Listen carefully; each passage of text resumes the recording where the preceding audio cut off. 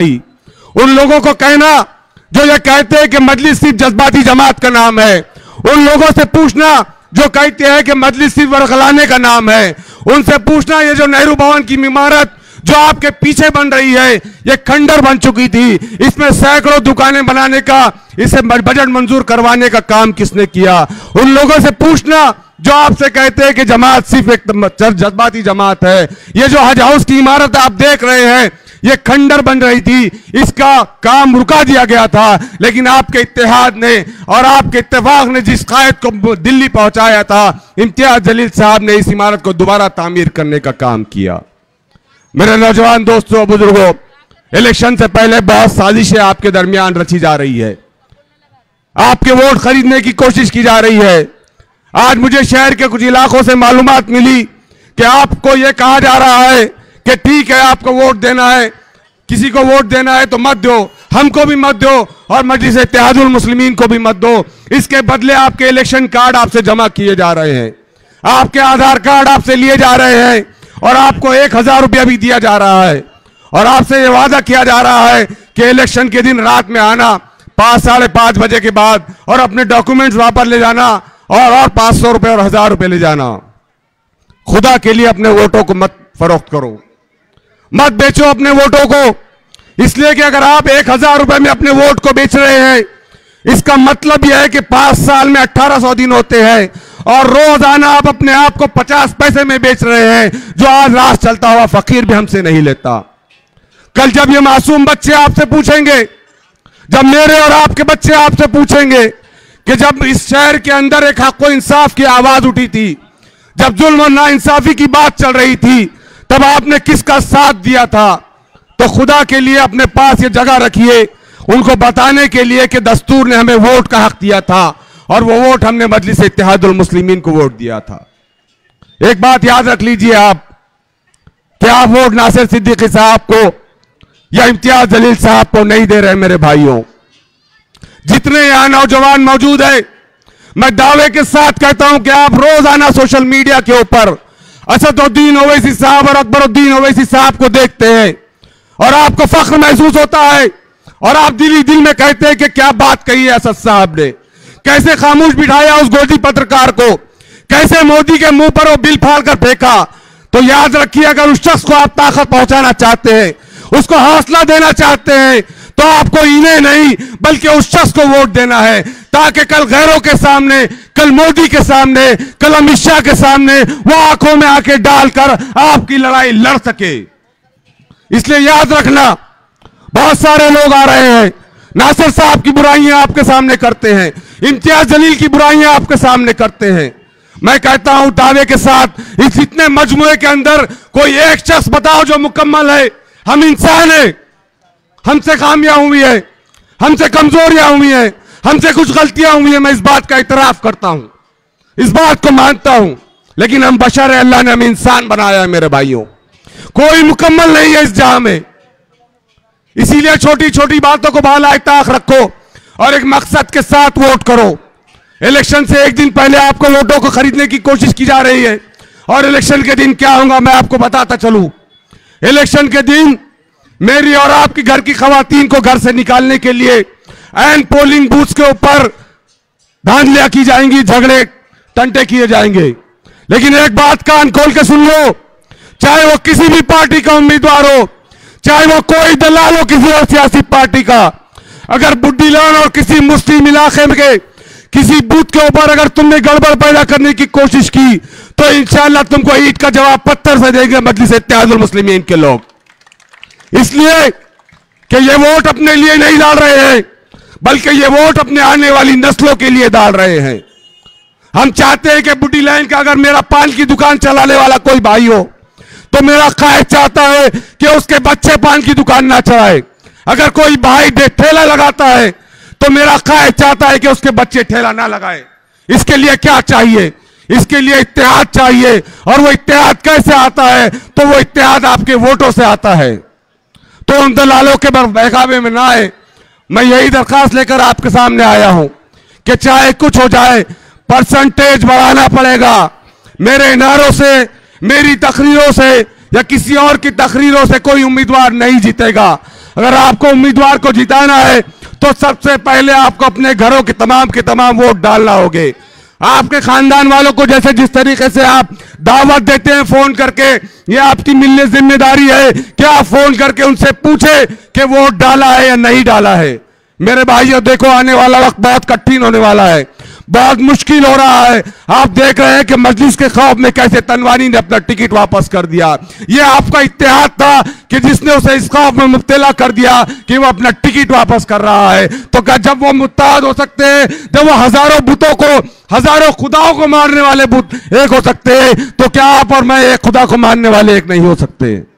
तो खुदा के लिए याद रखिए कि 20 नवंबर को आपको बड़ी तादाद में वोट करना है, और वोट उस शख्स को करना है जो शख्स आपके लिए कश्मीर से लेकर कन्याकुमारी तक आपकी बुढ़ी लाइन की गलियों में दरवाजों पर दस्तक दे रहा है। अल्लाह ने उसे क्या नहीं नवाजा, पूछिए असदुद्दीन ओवैसी साहब को अल्लाह रब्बुल इज्जत ने क्या नहीं नवाजा। क्या वजह है कि वो आपके घरों पर दस्तक दे रहा है? क्या वजह है कि वो आपके इत्तेहाद की भीख मांग रहा है? वजह यही है मेरे भाइयों कि वो चाहता है कि आपके आने वाली नस्लें इस शहर के अंदर सर उठाकर जीने के काबिल बने। तो मुझे वादा कीजिए आप कि 20 नवंबर को आप नासिर सिद्दीकी साहब के पतंग पर निशानी दबाएंगे और बड़ी तादाद में आप वोट करेंगे। करेंगे या नहीं करेंगे भाई? अब बुढ़ी लाइन के इलाके में मौजूद है, ज्यादा से ज्यादा नॉनवेज यहीं बिकता है, जाहिर सी बात है खलिया भी यहीं बनता है ज्यादा।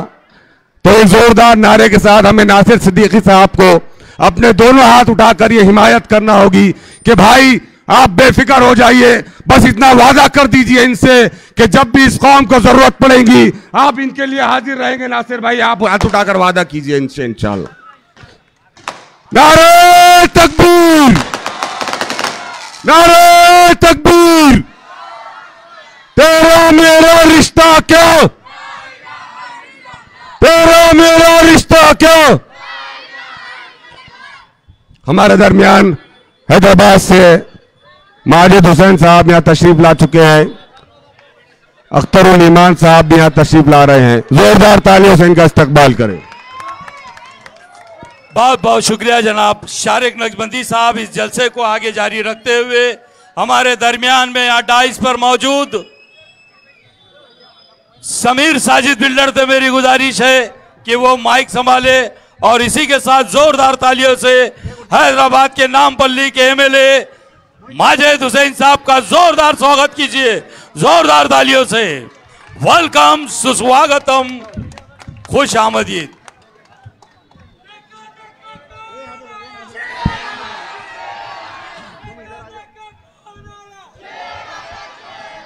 मैं समीर साजिद बिल्डर साहब को इस शेर के साथ आवाज देने जा रहा हूं। रख हौसला, वो मंजर भी आएगा, प्यासे के पास चलकर समंदर भी आएगा। थक कर ना बैठ ए मंजिल के मुसाफिर, मंजिल भी मिलेगी और मिलने का मजा भी आएगा। समीर साजिद बिल्डर से मेरी गुजारिश है कि वो माइक पर आए। स्टेज पर तशरीफ फरमा हैदराबाद के मजलिस इत्तेहादुल मुस्लिमीन के हमारे आमदार जनाब माजिद हुसैन साहब, मजलिस इत्तेहादुल मुस्लिमीन के औरंगाबाद सेंट्रल हल्के के नासिर भाई जनाब नासिर डाइस पर तशरीफ साहब, दारुसलाम टीम के हमारे सदर जनाब अनीस खान साहब, साबिर भाई हैदराबाद से यहाँ पर तशरीफ़ लाई हमारी बहन सैयदा फलक साहिबा और तमाम मजलिस इत्तेहादुल मुस्लिमीन के ज़िम्मेदारान, वो बुढ़ी लाइन के मेरे बुज़ुर्गों, दोस्तों, अस्सलाम वालेकुम। जैसे कि आप सब जानते हैं कि चुनाव का माहौल है औरंगाबाद के अंदर, ख़ास तौर पे मजलिस को घेरने की साजिशें, कोशिशें मुसलसल जारी है। जैसे कि शारिक नक्शबंदी साहब ने अपनी तकरीर में कहा कि 20 तारीख को हो सकता है कि आपके पोलिंग बूथ के ऊपर दादागिरी की जाए, बूथ को बंद करने की कोशिश की जाए। मैं शारिक भाई को याद दिला दूं कि ये बुढ़ी लाइन का इलाका है, बुढ़ी लाइन के अंदर आके बड़े से बड़ा दादा और गुंडा भी लाइन लेवल में चलता। ये बुड्ढी लाइन का इलाका है, यहाँ पर आके बड़े से बड़ा दादा हो गुंडा हो लाइन लेवल में चलना पड़ता, और ये लाइन लेवल में चलाने का काम जो करते हैं, ऐसे ही एक मेरा दोस्त है इमरान सालार साहब। इमरान सालार साहब, आप कहीं भी जाओ आप मजलिसी रहेंगे, और इंशाल्लाह मुझे यकीन है कि 20 तारीख को आप जमात के लिए काम करेंगे। इमरान सालार साहब, आप कहीं भी जाओ, आप दारुस्सलाम के मेंबर थे, हैं और रहेंगे, और मेरे लिए और आप औरंगाबाद शहर के लिए आप खिदमतें अंजाम देते रहेंगे। मैं एक बात आपको याद दिला दूं, बुड्ढी लाइन के अंदर जितने भी तरक्याती काम हुए, चाहे जिस रोड के ऊपर हमारा ये जलसा हो रहा है, ये रोड भी अगर बनाया गया तो उधर का रोड इम्तियाज़ जलील साहब की निधि से बनाया गया, सामने का रोड स्मार्ट सिटी से हमारे अनीस खान साहब, इमरान सालार साहब और हमारे जेडी और साबिर भाई, इनकी कोशिशों से ये रोड सैंक्शन हुआ था, जिसकी वजह से आज ये रोड इतना अच्छा आपको नज़र आता है। आने वाली 20 तारीख को मजलिस इत्तेहादुल मुस्लिमीन के हक़ में अपने वोटों का इस्तेमाल करिएगा, बटना नहीं है। आप जैसे शारिक भाई ने एक बात आपको कही कि तनवानी ने ये कहकर अपना फॉर्म विड्रॉल कर लिया कि कहीं 2014 की तरह दोबारा 2024 में मजलिस इत्तेहादुल मुस्लिमीन औरंगाबाद में कामयाब ना हो जाए। मैं एक नारा लगाऊंगा और हम तमाम उस नारे से तनवानी को और जायसवाल को ये पैगाम देंगे कि 2014 के अंदर एक आमदार चुन के आया था, इंशाअल्लाह 2024 में 2 आमदार हमारे चुनकर आने वाले हैं। नारा तकबीर। नहीं, तनवानी के घर तक आवाज नहीं जाएंगी, बुड्ढी लाइन में खड़े हुए अपन। नारा तकबीर, नारा तकबीर। एक शेर कह के अपनी जगह ले लूंगा। इमरान भाई सुनिएगा, है अंधेरा बहुत, है अंधेरा बहुत, मगर सूरज निकलना चाहिए। जैसे भी हो ये मौसम बदलना चाहिए, और जो चेहरे रोज बदलते हैं नकाबों की तरह, बुड्ढी लाइन वालों आप जनाजा धूम से उनका निकलना चाहिए, निकलना चाहिए। जज़ाकल्लाह, शुक्रिया बहुत बहुत।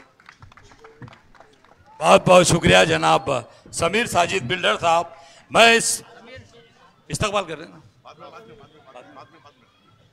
मैं हैदराबाद से आए हुए एमएलए जनाब माजिद हुसैन साहब से कहूंगा कि वो माइक पर आए और अपने ख्यालात का इजहार करे। वक्त कम है, उनको दूसरे प्रोग्राम में जाना है, इसलिए वो आपसे मुखातिब होने जा रहे हैं। जोरदार तालियों से इस्तकबाल कीजिए। औज़ुबिल्लाहि मिनश्शैतानिर्रजीम, बिस्मिल्लाहिर्रहमानिर्रहीम। सहनशीं पे तशरीफ़ फरमा आली जनाब इज़्ज़त व माप आपके उम्मीदवार नासिर सिद्दीकी साहब, मेरे भाई समीर साजिद बिल्डर साहब, साबिर भाई साहब, शारिक भाई साहब, विकास कॉरपोरेटर साहब, जवाद जैदी साहब, भाई इम्तियाज़ साहब, नासिर भाई साहब, हमारे हैदराबाद के साथी मुश्ताक भाई साहब, अबरार भाई साहब, मंसूर खान साहब, हमारी फलक मैडम, अस्मा पोलकट्स साहिबा, यहाँ पे बैठे हुए दीगर कायदीन मजलिस इत्तेहादुल मुस्लिमीन, यहाँ पे बैठे हुए कौम के बुज़ुर्गों, मेरे नौजवान साथियों, बसे पर्दा बैठ कर सुनने वाली मेरी इज़्ज़तदार माँ और बहनों, अस्सलामु अलैकुम व रहमतुल्लाहि व बरकातुहू। इंतख़ाबात चुनाव का मौसम है, और इंतख़ाबात और चुनाव जब होते हैं हर एक सियासी जमात आपके दरमियान में आती है और आपके सामने अपनी बात रखने की कोशिश करती है, ताकि आपकी जो ताकत आपका वोट है वो उसके हक़ में इस्तेमाल कर सके। यहाँ पर आपके सामने आज मजलिस इत्तेहादुल मुस्लिमीन अपनी बात रख रही है। मजलिस इत्तेहादुल मुस्लिमीन के स्टेज में और दूसरे सियासी जमातों के स्टेज में फ़र्क ये है कि यहाँ पर तफरीक़े की बात नहीं होती, यहाँ पर हिंदू मुसलमानों को तोड़ने की बात नहीं होती, यहाँ पर झूठे इल्ज़ामात नहीं लगाए जाते, यहाँ पर आकर दूसरों को हराने के लिए ये स्टेज नहीं सजता। यहाँ पर अगर बात होती है तो हमारी बात होती है, हमारे कौम के मुस्तकबिल की बात होती है, नौजवानों के मुस्तकबिल की बात होती है, हमारे महल्ले जात के हिफाजत की बात होती है, हमारे आने वाले वक्त में हमारे इबादत गाहों को किस तरीके से हमें महफूज रखना है, हमारे मदारिस को जो ये फ़िरक़ा परस्त जमातें ताला लगाना चाहती है उनसे मुकाबला किस तरीके से किया जाए, ये एक यहाँ पर ठहर कर आपके दरमियान में बात होती है। आपके लिए मजलिस इत्तेहादुल मुस्लिमीन कोई नई जमात नहीं, मैं तो यहाँ पर शायद मेरे ज़िंदगी का पहला मौका है जो आपसे मुखातिब कर रहा हूँ, और इस मौके का मैं फ़ायदा उठाते हुए आप तमाम का तहे दिल से शुक्रगुजार हूँ, आप तमाम का एहसानमंद हूँ।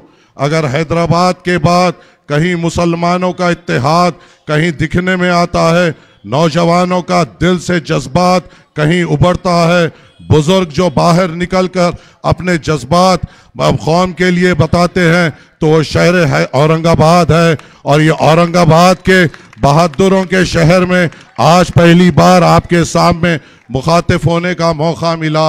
और एक ये बात यह है कि कई सारे लोग कई बातें करते हैं, मगर एक तड़प थी, एक जज्बा था कि आपके सामने आकर भी बात करूं, उनके सामने भी ठहर कर बात करूं जिन्होंने रसूलुल्लाह सल्लल्लाहु अलैहि वसल्लम की सच्ची मोहब्बत तमाम हिंदुस्तान को बताई, उनसे भी आकर हाथ मिलाऊं, उन लोगों से भी गले मिलूं जिन्होंने हर मौके पर जब रसूलुल्लाह सल्लल्लाहु अलैहि वसल्लम की शान में गुस्ताखी हुई, जिन लोगों ने ईंट का जवाब पत्थर से दिया वो इस शहर के बहादुर है, इस शहर के जियाले हैं, जिन्होंने तस्लीमा नसरीन जैसी मलून को इस पाक सरजमीन पे कदम नहीं रखने दिया, वो आपका इत्तेहाद है।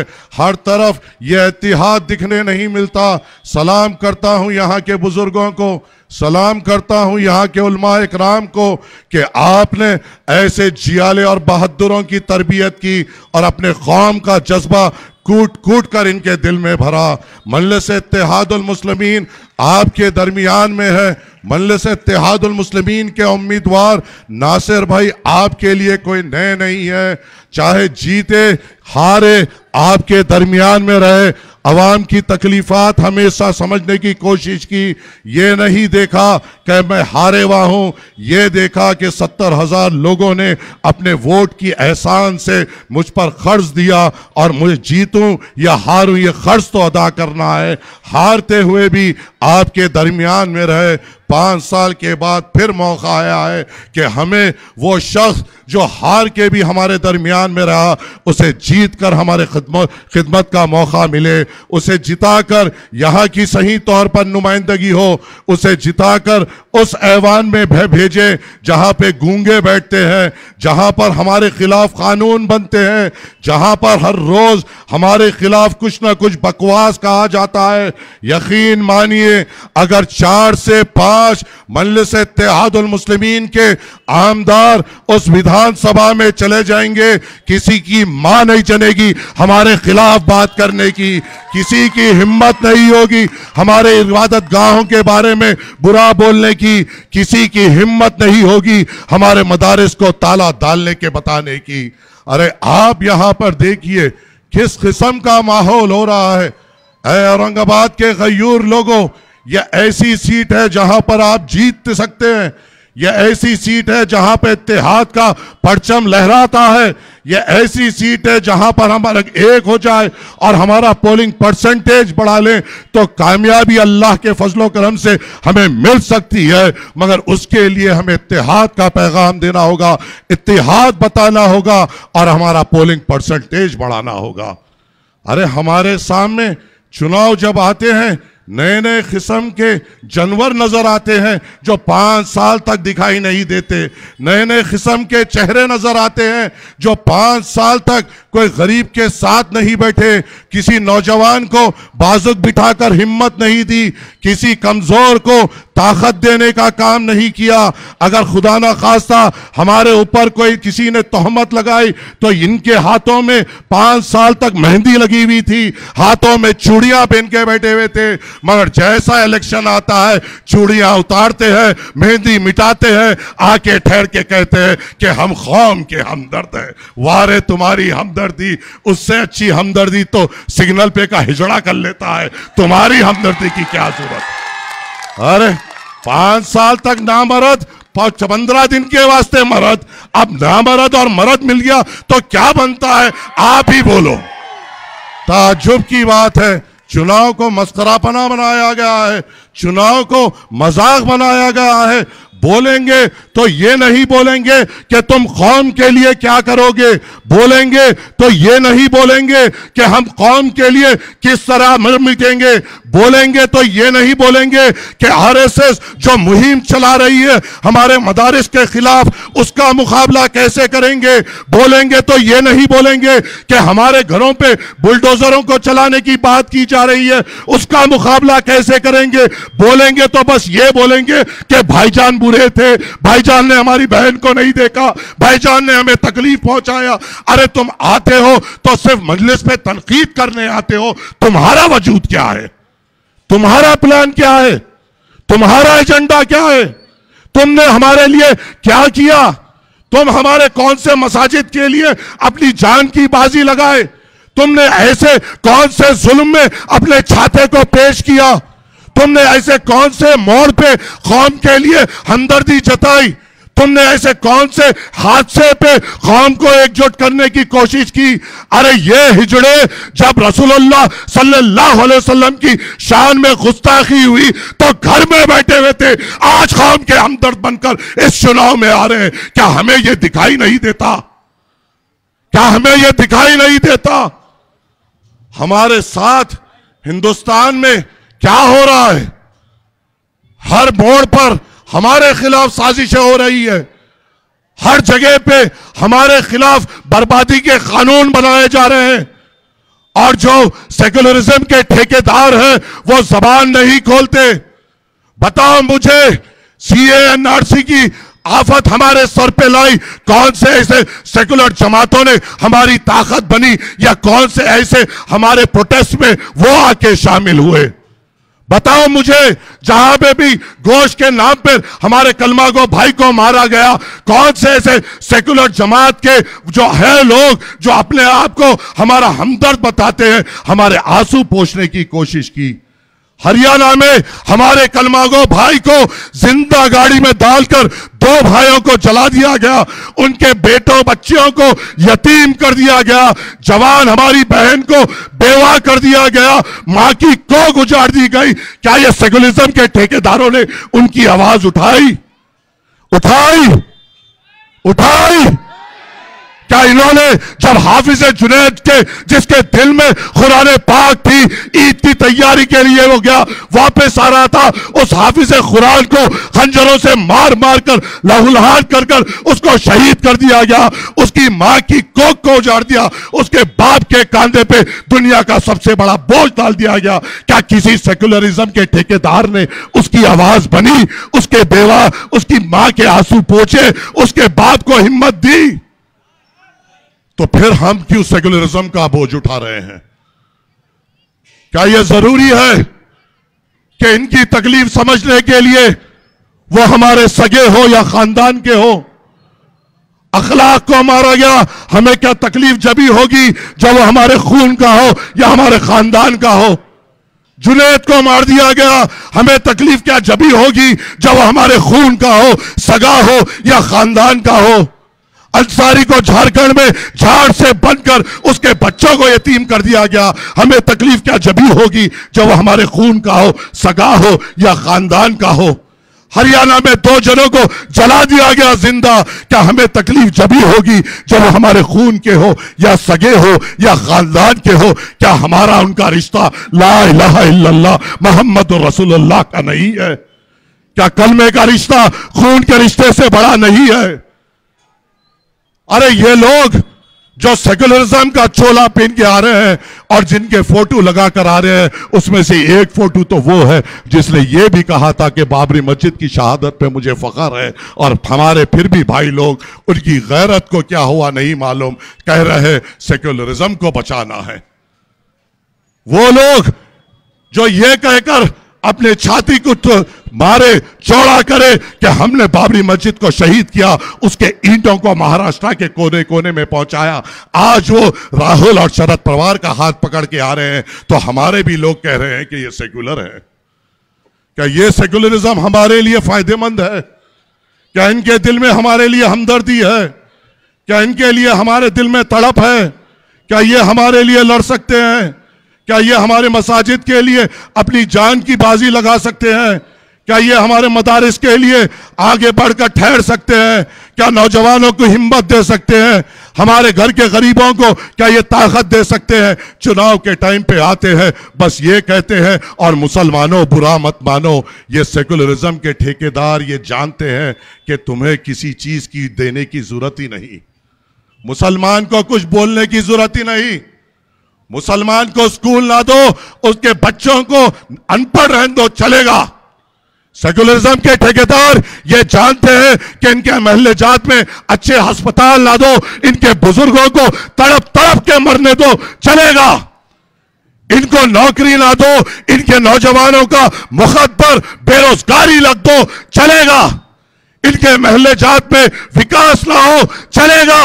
इनके खवातीन के लिए कोई सहूलत ना दो, चलेगा। इनके मसाजिद बर्बाद होने दो, चलेगा। इनके मदारिस ताले पड़ने दो, चलेगा। मुसलमान को ये सब चीज देने की जरूरत नहीं। चुनाव आओ और ये मुसलमानों को बीजेपी के नाम से डराओ, मोदी के नाम से डराओ, योगी के नाम से डराओ। मुसलमान आंखें बंद करेगा, नीचे मुंडी डालेगा और सिर्फ बीजेपी के डर से सेकुलरिज्म को जिताएगा। ये कैफियत बन चुकी है। क्या मैं गलत बोल रहा हूं? क्या मेरी बातों में सच्चाई नहीं है? क्या यहां पर आकर हमें बीजेपी के नाम से हमारे बस्तियों में डराया नहीं जा रहा है? तो बताओ मेरे बुजुर्गों, मेरे उलमाए कराम, मेरे इज्जतदार नौजवानों, मैं तुमसे सीखने आया हूं। अगर तुम सिखा सकते हो तो मुझे सिखाओ। मेरी मां ने, मेरे उस्तादों ने, मेरे बुजुर्गों ने, मेरे उलमाए कराम ने मुझे यह सिखाया है कि डरो, जब तक दुनिया में रहो, जब तक तुम्हारी सांस चले तो सिर्फ अल्लाह से डरो। यह कौन है जो तुम्हें बीजेपी से डरा रहे हैं? और तुम में से वो कौन हो जो बीजेपी से डर रहे हो? क्या हमारी तारीख बीजेपी से या बातिल ताकतों से डरने की है? क्या हमारी तारीख तादाद पे कभी थी? क्या हमने वो जगह भी नहीं जीती जहां पे हमारे नंबरात कम थे? फर्क ये था उस दौर में और इस दौर में जब हम तवक्कल अल्लाह थे, एक दूसरे भाई पे भरोसा रखते थे, मोंडे को जो भाई लगता था कलमे की बुनियाद पे आगे बढ़ते थे, इत्तिहाद का सबूत देते थे। यहां पे अब इंतशार फैलाया जा रहा है। इसे तोड़ने की जरूरत है। मजलिस हिंदुस्तान की जरूरत है। भीख मांगता हूं तुमसे, मजलिस हिंदुस्तान की जरूरत है। तुम्हारे पास से अगर नासिर सिद्दीकी जीत के जाएंगे, वो तुम्हारे अंदर नहीं, वो महाराष्ट्र के तमाम मुसलमान जो बेजुबान हैं उनकी ताकत बनेंगे।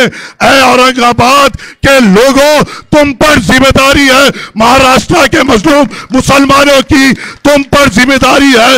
हर एक वो मसाजिद थी जो महाराष्ट्र में महफूज रहेगी, तुम पर जिम्मेदारी है। हर एक वो मदारिस की जिसके लिए मजलिस इत्तेहादुल मुस्लिमीन के आमदार लड़ेंगे और जरूरत पड़ने पे अपनी जान की बाजी लगाएंगे। और इनको जिताने की जिम्मेदारी आपकी है ना। और मैं वोट मांगू तो आपके अलावा मांगू किससे? मैं मेरी दिल की बात करूं तो आपके अलावा बात करूं किससे? आप तो मेरे अपने हैं। आप ही के सामने अपनी झोली फैला सकता हूं, आप ही के सामने हाथ फैला सकता हूं, क्योंकि आपका मेरा रिश्ता कलमे का रिश्ता है और यह मेरे लिए बहुत बड़ी बात है। मजलिस इत्तेहादुल मुस्लिमीन जबान है मजलूमों की। बताओ मुझे, बाबरी पे फैसला आया, लानिहात सेकुलर जमातों ने आवाज उठाई, किसने बात की? बैरिस्टर असदुद्दीन अवैसी साहब ने बात की। ज्ञानवापी मस्जिद जो आपकी मेरी मस्जिद है, जहां पे हय्या अलस सलाह हय्या अलल फलाह के सादाए लगते हैं, उसका फैसला आया कि उसके ताले खोलकर वहां पे पूजा शुरू की जाए। क्या किसी नानिहात सेकुलर जमातें, चाहे वो अखिलेश हो, शरद हो, राहुल हो, क्या हमारी इबादत गाह के लिए आवाज उठाई? असदुद्दीन अवैसी साहब ने आवाज उठाई, सीए पे आवाज उठाई, असदुद्दीन अवैसी साहब ने, एनआरसी पे आवाज़ उठाई असदुद्दीन अवैसी साहब ने, दादरी पे आवाज़ उठाई असदुद्दीन अवैसी साहब ने, हरियाणा के मेरे भाइयों के लिए आवाज़ उठाई असदुद्दीन अवैसी साहब ने।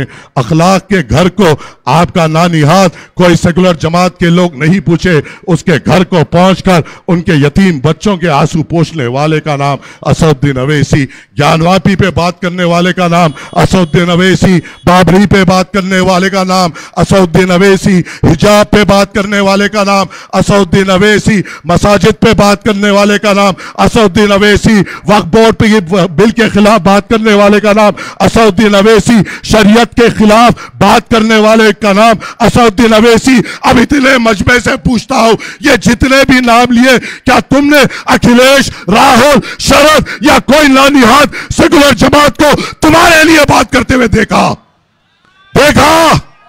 तो ये हमारे दरमियान में कर क्या रहे हैं ये भिखारी? क्या कर रहे हैं ये भिखारी? सोचने और समझने की बात है। इत्तेहाद का पैगाम जरूरी है, आपका इत्तेहाद जरूरी है। नासिर सिद्दीकी को जिताना वक्त की और हालात की जरूरत है। हमें एक होना वक्त और हालात की जरूरत है। समझिए, हालात नाजुक है। हमें वो जियाले चाहिए जो हमारे लिए लड़ सके। ये सेकुलरिज्म के ठेकेदार ये कभी हमारी बात नहीं करेंगे, क्योंकि इनको आपको खुश करने से ज्यादा उनको भी खुश करना है। आपको खुश करने जाएंगे तो वो नाराज हो जाएंगे। हमें तो जो भी करना है आपके लिए करना है। हमें जीना है आपके लिए, हमें लड़ना है आपके लिए, हमें आवाज बनना है आपकी, हमें ताकत बनना है आपकी। क्या ये दूसरे सिवाय मजलिस इत्तेहादुल मुस्लिमीन के कोई कर सकते हैं? कोई नासिर सिद्दीकी के अलावा औरंगाबाद सेंट्रल से कोई बन सकता है? और यहाँ पे तो मामला अलग है। पहली बार आया हूं, मगर औरंगाबाद के बारे में बार बार सुनता था। पहली बार जब चुनाव आया, हैदराबाद सेंट्रल से एक उम्मीदवार का नाम सुना था जो आज वंचित अंबेडकर साहब के सिपाही है। वाह रे वाह, बेचने वाला भी लड़ रहा है, खरीदने वाला भी लड़ रहा है, और दोनों भी मजलिस की मुखालिफत की बात कर रहे हैं। वाह रे वाह, क्या ये बात सही नहीं कि कुरैशी साहब को मजलिस इत्तेहादुल मुस्लिमीन ने टिकट दिया और वो टिकट को जाकर उन्होंने सौदा लगाकर गफ्फार कादरी साहब को बेचा? आज जिन्होंने जो खरीदा वो भी मुखालिफत कर रहा है, जो बेचा वो भी मुखालिफत कर रहा है। बुनियाद हमारे टिकट के बेचने से शुरू हुई, रोजगार उससे शुरू हुआ, और आज हमारी ही मुखालिफत की जा रही है। वाह रे वाह, वाह रे वाह। अब ये तो तारीख हो रही है, मगर आपको आपके इत्तेहाद को जिंदा रखना है, आपको एकजुट होना है। याद रखो मुसलमानों, वक्त और हालात नाजुक है। मुझे यकीन है, बार बार मैंने सदर मजलिस और अकबरुद्दीन अवैसी साहब के मुंह से ये सुन रहा हूं कि इंशाअल्लाह ताला अगर हमारे 4 से 5 या 5 से 6 विधायक आएंगे तो हमारे बगैर यहाँ की हुकूमत नहीं बन सकती। सोचो, अगर हमारा साथ हो और हुकूमत बन जाए तो हमारी कौम की क्या काम नहीं हो सकता। नौजवानों के लिए क्या नहीं रास्ते खुल सकते, हमारे महल्ले जात के विकास के लिए क्या काम नहीं हो सकता। ये अज़म हमें लेना है, मगर वोटिंग परसेंटेज बढ़ाना है। हमारे भाइयों की भी कैफियत ये है कि अगर रात की पोलिंग हो जाए तो 100% पड़ती है। खुदा भय नहीं ना, इलेक्शन कमीशन वैसा रूल ही नहीं बनाया कि रात के 10 बजे से सुबह के 5 बजे तक पोलिंग अगर औरंगाबाद में होती, मुझे यकीन है 100% क्या 150% तक चले आती थी अल्लाह के मदद से। मगर एक मजबूरी है कि सुबह की से लेकर शाम तक की पोलिंग है। एक दिन की तकलीफ है मेरे नौजवानों, ऐ मेरे बुजुर्गों, एक दिन 1 घंटे की तकलीफ उठा लो, एक बेबाक नुमाइंदा तुम्हें मिलेगा। एक दिन की तकलीफ उठा लो, तुम्हारी आवाज तुम्हें मिलेगी। एक दिन की तकलीफ तुम उठा लो, हमारी इबादत गांव के लिए बात करने वाला तुम्हें मिलेगा। एक दिन की तकलीफ उठा लो, नौजवानों को हिम्मत देने वाला तुम्हें मिलेगा। एक दिन की तकलीफ उठा लो, यतीमों के सर पे शफकत का हाथ रखने वाला तुम्हें मिलेगा।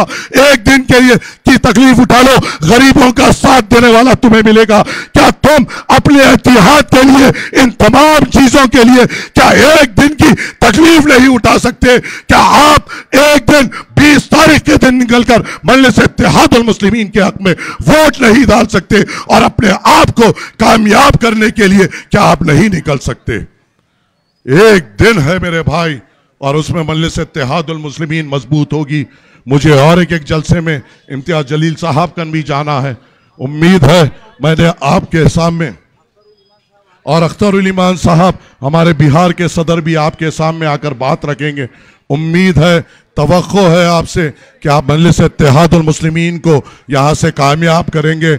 हमारा सलमान जो HYC का है वो भी यहाँ पर आएगा, इंशाल्लाह आपसे मुखातिब करेगा। सब मिलकर ये कोशिश कर रहे हैं कि मजलिस इत्तेहादुल मुस्लिमीन यहाँ से कामयाब हो। शुक्रिया, अस्सलाम वालेकुम व रहमतुल्लाह। माजिद हुसैनी साहब, यहाँ के बुढ़ी लैन के नौजवान और यहाँ के अनीस खान साहब साबिर आपका इस्तकबाल करना चाहते हैं। जोरदार तालियों से इनका इस्तकबाल कीजिए।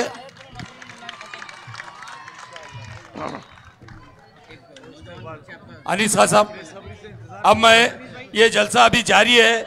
सलमान साहब भी यहाँ KYC वाले तशरीफ ला रहे हैं, और हमारे दरमियान में अभी बहुत मुकर्रिर बाकी है। आपके लाडले उम्मीदवार नासिर सिद्दीकी भी बात करेंगे। इनको आगे एक सभा में जाना है, उनका इस्तकबाल, वो यहाँ से रुखसत होंगे। मैं इस कार्यक्रम को आगे जारी रखना चाहूँगा। आप लोगों से मेरी गुजारिश है कि वो अपनी अपनी जगह पर रहे।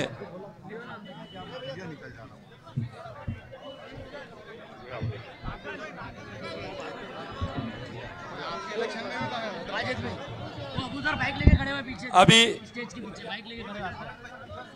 जूना बाजार पोस्ट ऑफिस के नौजवान भी यहाँ पे इनका इस्तकबाल करना चाहते हैं। जाहिद भाई, नाहिद भाई, इजाज भाई, शारिक काजी साहब, अरबाज भाई, अंसार भाई, जल्दी से स्टेज पे आइए। मोइज भाई, इस्माइल भाई, आप सब माजिद साहब का इस्तकबाल करेंगे। बहुत बहुत शुक्रिया। आप तो हट जाओ, अनीस भाई जरा हट जाओ, हट जाओ, फोटो लेने दो। प्रोग्राम अभी जारी है। ये हमारे मेहमान हैं, पहली बार आए हैं, इसलिए बुढ़ी लैन के नौजवान इनका इस्तकबाल कर रहे हैं। इसके बाद यहाँ पर बहुत ही अच्छे, यहाँ पर जो शोला बयान मुकर्रिर अभी मौजूद है, इनकी भी बात को आपको सुनना है, और आपके चहीते लाडले नासिर सिद्दीकी भी आपसे मुखातिब होंगे। अनीस खान साहब, साबिर हुसैन, वो बुढ़ी लैन के नौजवान की तरफ से इनका इस्तकबाल किया जा रहा है। जूना बाजार का पोस्ट ऑफिस का ग्रुप, शारिक काजी और विकास हेडके, वो भी यहाँ पर इस्तकबाल कर रहे हैं। मेरी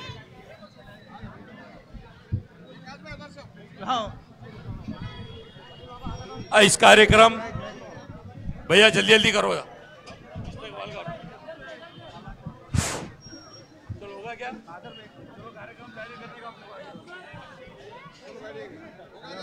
चलो भाई, आप लोग तमाम अपनी अपनी जगह पे बैठ जाए। कार्यक्रम अभी आगे जारी हो रहा है। इस जलसे की कार्रवाई आगे शुरू हो रही है, और डाइस पर यहाँ पर अभी मुकर्रिर बहुत सारे मौजूद है, वो भी आपसे बात करेंगे। ए बेटा,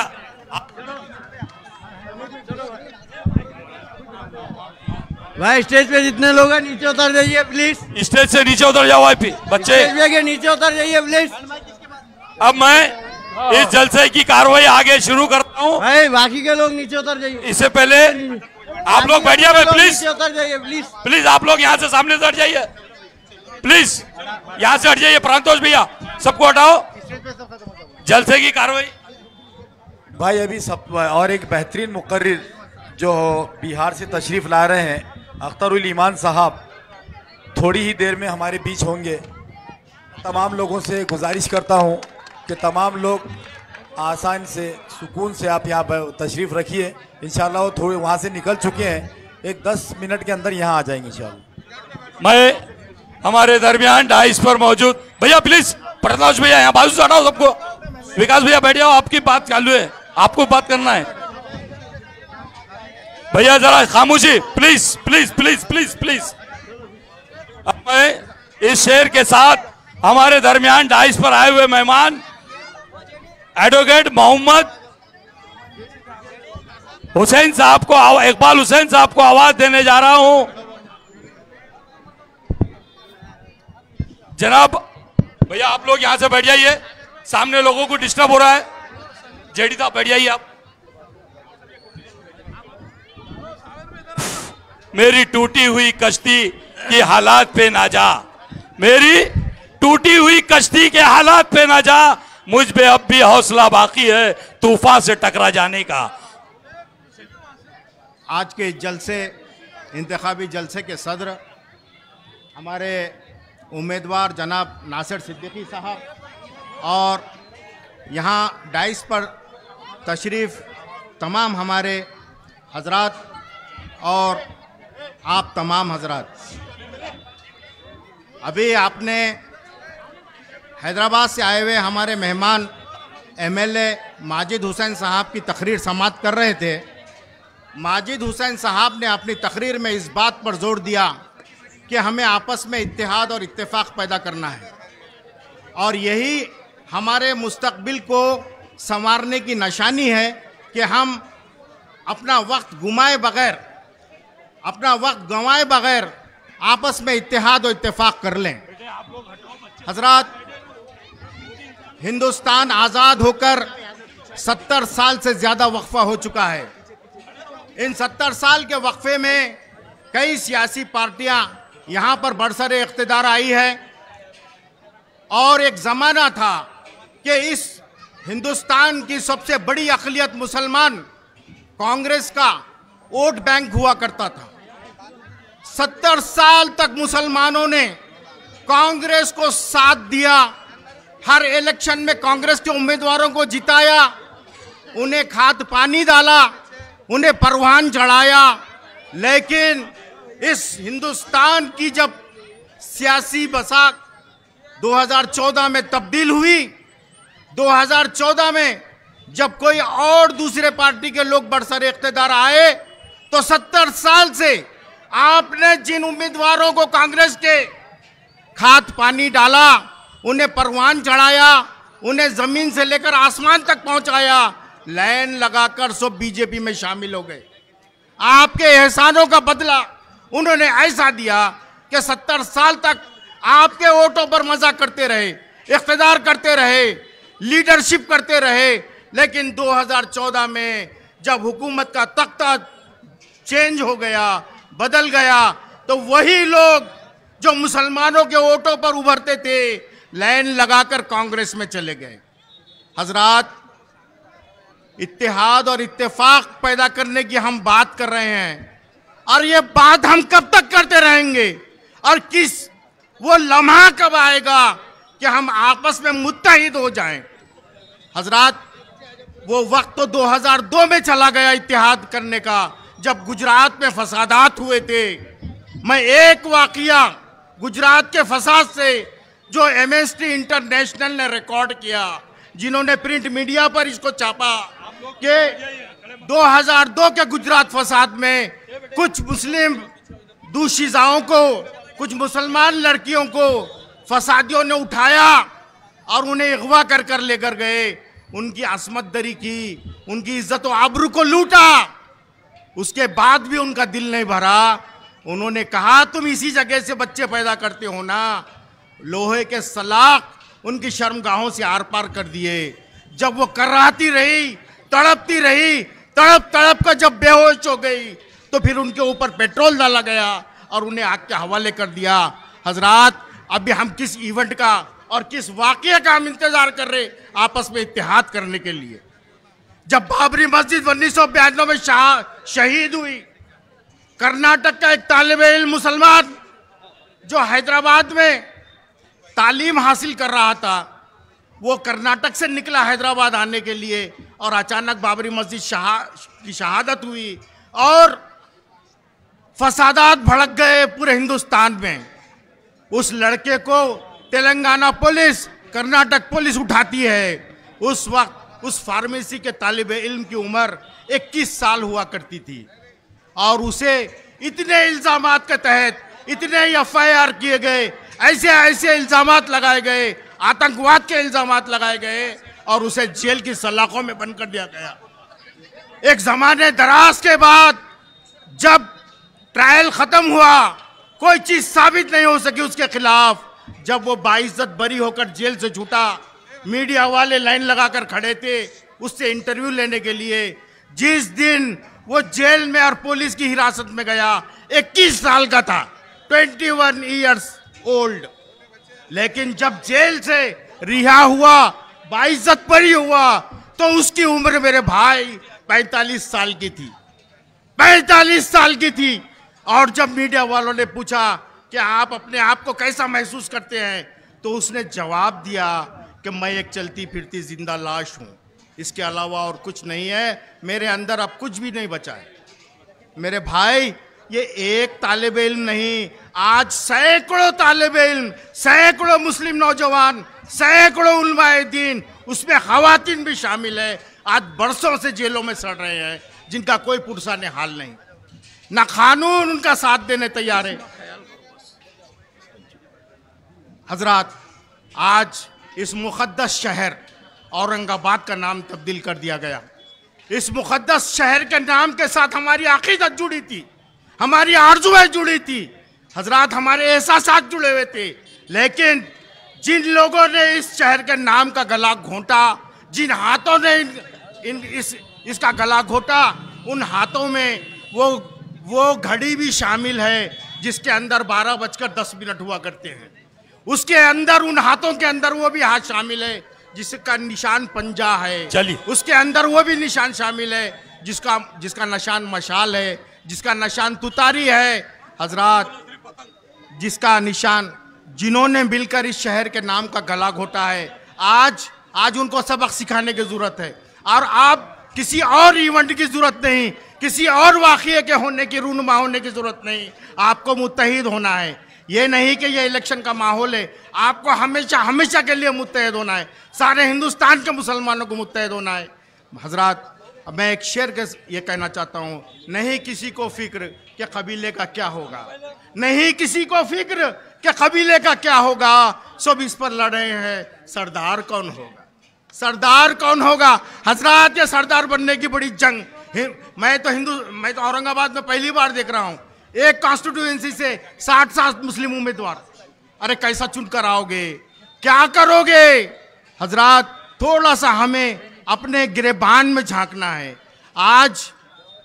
आज वक्त की जरूरत है कि ऐसे उम्मीदवार हमारे ऐवानों में जाएं जो सीना ठोक कर अपनी बात को रख सकते हैं, मुसलमानों की अक़लियतों की बात को रख सकते हैं, अपना हक मनवा सकते हैं।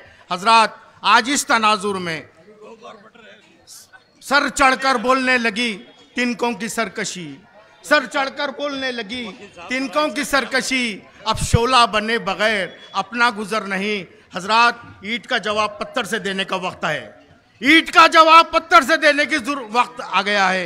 ईंट का जवाब पत्थर से अगर आपको देना है तो नासिर सिद्दीकी को कामयाब कीजिए, अगर ईंट का जवाब पत्थर से देना है तो इम्तियाज जलील साहब को कामयाब कीजिए।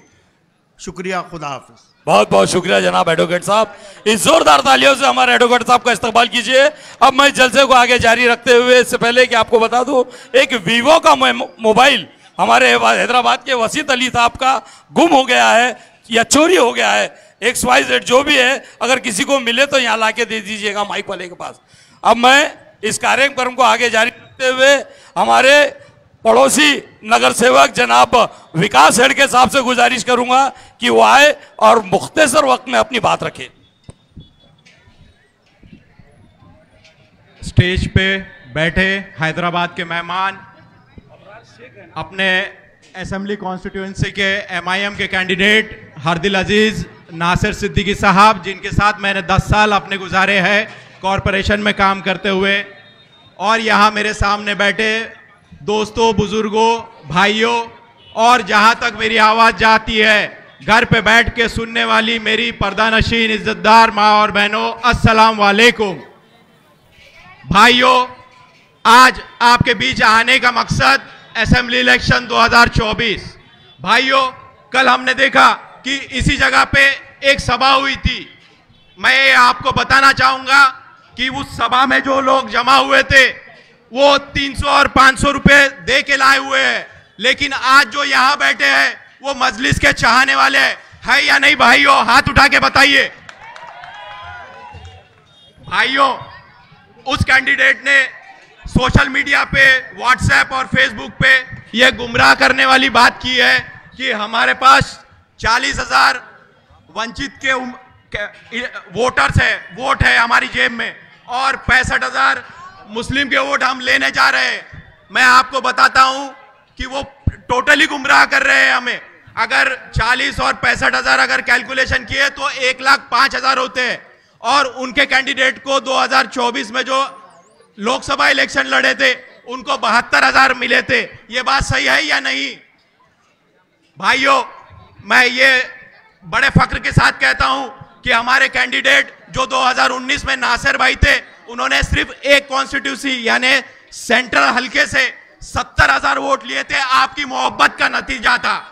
भाइयों, मैं ये आपको बताता चलूं कि हमें किसी और समाज की कोई जरूरत नहीं। अगर हम अपना परसेंटेज बढ़ाए और जो हमारे पढ़े लिखे दलित भाई अपने साथ है, इन दोनों समाज का अगर हमें वोट मिल जाए तो हमारे नासिर सिद्दीकी भाई असेंबली में जाएंगे और दलित और मुस्लिम की आवाज बन के गूंजेंगे। ये कह के मैं अपनी जगह लेता हूं। जय भीम, जय मीम। वाह वाह, बहुत जबरदस्त आपने कैलकुलेशन बताया जनाब विकास शेड़के साहब। जहां पर बुजुर्गों में, नौजवानों में और हमारे नौजवान जियालों में जज्बा है, उसी तरह एक नन्ना मुन्ना राही जो हमारे बीच मोहम्मद सुफियान है, ये भी एक मैसेज देना चाहता है, अपील करना चाहता है। अस्सलाम वालेकुम वरहमतुल्लाहि वबरकातुहू। मैं मोहम्मद सफ़वान मोइनुद्दीन आज आप सबके पीछे एक रिक्वेस्ट लेके आया हूँ कि आप अपना कीमती वोट हमारे हरदिल अजीज़ नासिर साहब को ही दीजिए। अल्लाह ताला ने हमें एक और मौका दिया कि हम एकजुट होकर वोटिंग करें और हमारे नासिर साहब को मुंबई के असेंबली में पहुँचाकर इस सियासत के खेल में उन्हें जीता। शुक्रिया। नाराए तकबीर, नाराए तकबीर। बहुत बहुत खूब।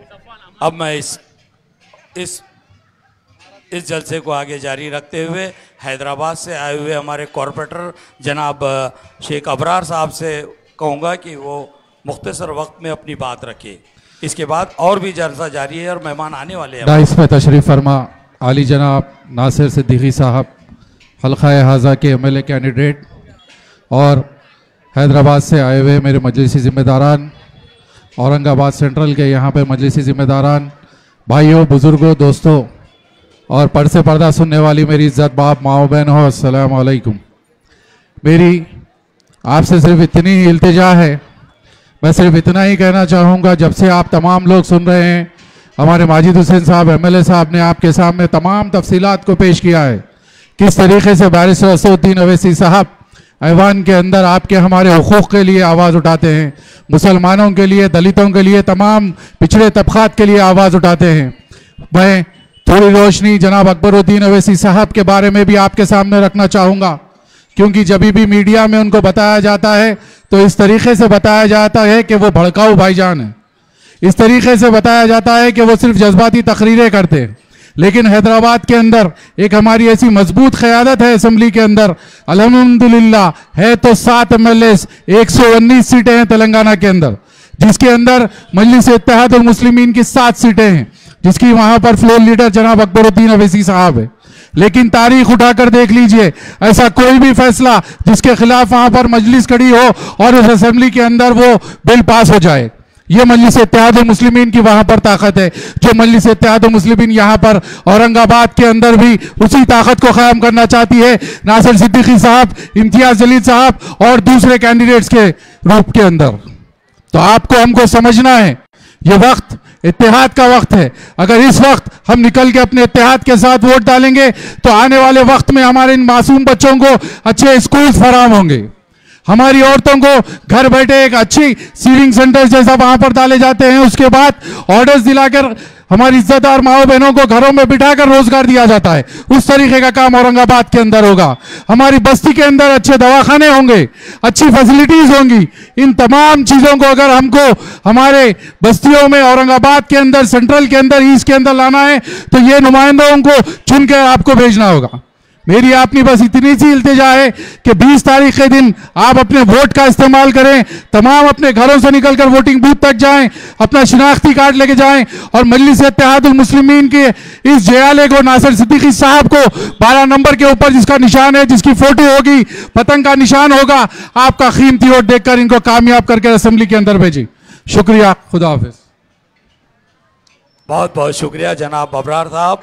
अब मैं इस कार्यक्रम को आगे जारी रखते हुए हमारे दरमियान में यहाँ 2 बहनें बैठी है, मैं हैदराबाद हमारे औरंगाबाद आसमा पालोकर से गुजारिश करूँगा कि वो अपनी बात करें। औज़ु बिल्लाहि मिनश शैतानिर रजीम।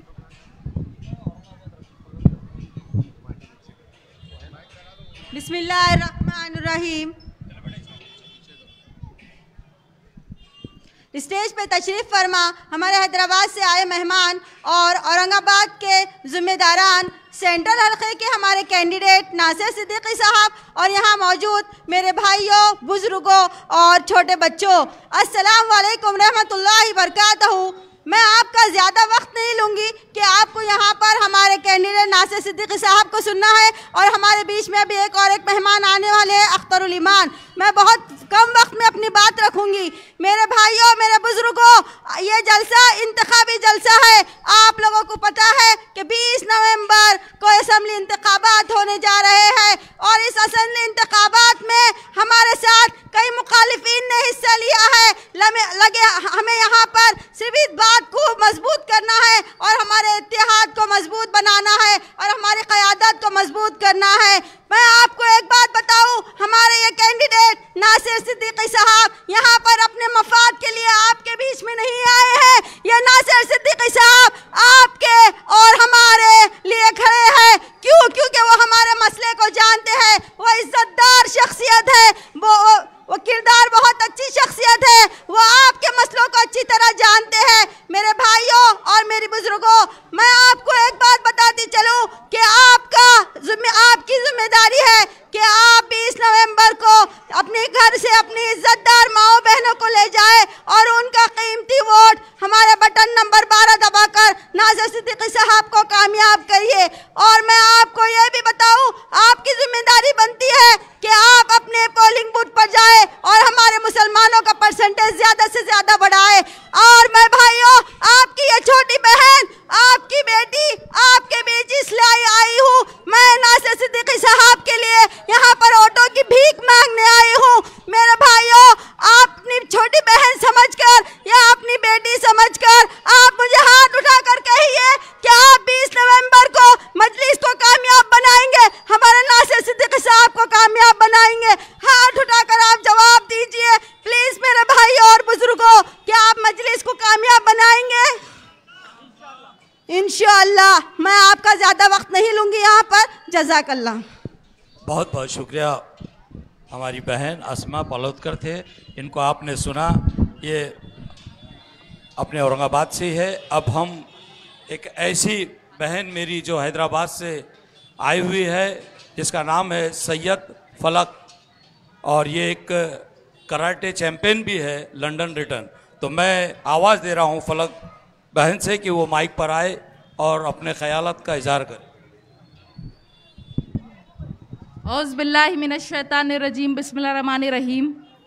जनाब नासिर सिद्दीकी साहब, विकास सेकड़े साहब, शेख अबरार साहब, तमाम मजलिस के ज़िम्मेदारान, यहाँ मौजूद मेरे भाइयों, बुज़ुर्गों, सुनने वाली मेरी माँ और बहनों, अस्सलाम वालेकुम।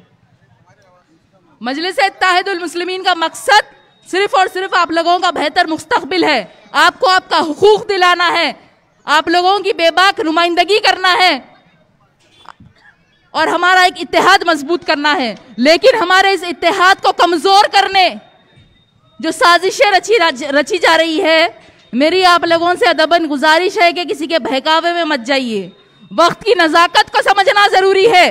जो हर इलेक्शन में मायावती बीजेपी का काम करती थी, इस इलेक्शन में वो काम समाजवादी पार्टी कर रही है और इस हल्के से वो काम बीबीए का कैंडिडेट कर रहा है। वो हर जगह हमारे सिर्फ वोट बांटने और काटने के लिए खड़े हैं। तो हमें मुत्तहिद होकर अपने वोटों का इस्तेमाल करना है मेरे भाइयों। उस समाजवादी से हमारी कौम के एक मुनाफिक यहाँ आके बोल रहे हैं कि अगर यहाँ पे मुसलमानों की लीडरशिप बनाना है तो पाकिस्तान चले जाओ। इस मुल्क में मुसलमानों की लीडरशिप नहीं बन सकती। कौन बोल रही है? हमारी कौम का एक उर्दू नाम वाला मुनाफिक यह बात बोल रहा। तो मेरे भाई, हम आपकी तरह बुज़दिल, डरपुक, कौम का सौदा करने वाले मीर सादिक, मीर जाफर नहीं है। पाकिस्तान जाना है तो तुम जाओ, वहां जाके मोदी के साथ बिरयानी खाओ। यहाँ पे किसी की गुलामी करना है तो करो, हम किसी की गुलामी करने वाले नहीं हैं। हम सिर्फ अल्लाह से डरने वाले, अल्लाह के आगे झुकने वाले हैं। और जब जो जहां बोलना रहा हम वो बराबर बोलते। हमारे में बोलने की हिम्मत है। गुंगों की जमात नहीं है मजलिस इत्तेहादुल मुस्लिमीन। कोई यहां आके बोल रहा कि ये एमआईएम पार्टी यहां क्यों आ रही है, हैदराबाद में ही रहो। अरे कोई बोलता है कि इस मुल्क में मुसलमान बच्चियां हिजाब नहीं पहन सकते। कोई बोलता इस मुल्क में मुसलमान दाढ़ी नहीं छोड़ सकते, टोपी नहीं पहन सकते। कोई बोलता मुसलमान अज़ान नहीं सुनना, नमाज नहीं पढ़ना, हलाल खाना नहीं खाना, शादी ऐसा नहीं करना, बच्चे पैदा नहीं करना, बच्चे मदरसों में नहीं पढ़ना। मुसलमान ये नहीं बोल सकता, वो नहीं बोल सकता, मुसलमानों की लीडरशिप नहीं बढ़ना। मुसलमान यहाँ पे फलस्तीन जिंदाबाद का नारा नहीं लगा सकता। मुसलमान यहाँ नहीं जाना, वहां नहीं जाना, जाना है तो पाकिस्तान चले जाओ। क्यों? किसी के बाप का हिंदुस्तान है? हिंदू मुस्लिम सिख ईसाई सभी का खून है शामिल इसमें। यहाँ की मिट्टी में किसी के बाप का हिंदुस्तान नहीं है। इस मुल्क में हम किराएदार नहीं, हिस्सेदार है। तो ऐवानों में भी हम हमारी हिस्सेदारी हासिल करके रहेंगे। यही पैगाम है मजलिस इत्तेहादुल मुस्लिमीन का। अगर इस मुल्क में हम बराबर के शहरी हैं तो ऐवानों में भी हमारी बराबर की हिस्सेदारी होना चाहिए। जुल्म के खिलाफ बोलेगा कौन? अगर हम भी चुप रहे तो लब खोलेगा कौन? जुल्म के खिलाफ आप लोगों को 20 तारीख के दिन बोलना है, अपना वोट देकर। आपका जवाब आपका वोट है। शिद्दत से वोट डाल के आपकी अपनी जमात मजलिस इत्तेहादुल मुस्लिमीन को कामयाब करिए और नासिर सिद्दीकी साहब को भारी अक्सरियत से मुंतखब करिए। और मोदी जी यहां आगे बहुत बोल रहे हैं, लाडली बहना 15 लाख बोल के 1500 तो दे रहे हैं, लेकिन मोदी जी चाय बनाने के लिए दूध, शक्कर, पत्ती सब महंगा हो गया ना। चाय कैसा बनाएंगे फिर? बहुत बोल रहे हैं आके, नारी शक्ति, महिलाओं का सम्मान, महिलाओं की सुरक्षा। चुपकियापनों का नाम फेंकू रखे। अब सबको मालूम है कि इस मुल्क में उनकी हुकूमत में जो है कितने महिलाओं का रेप हो रहा।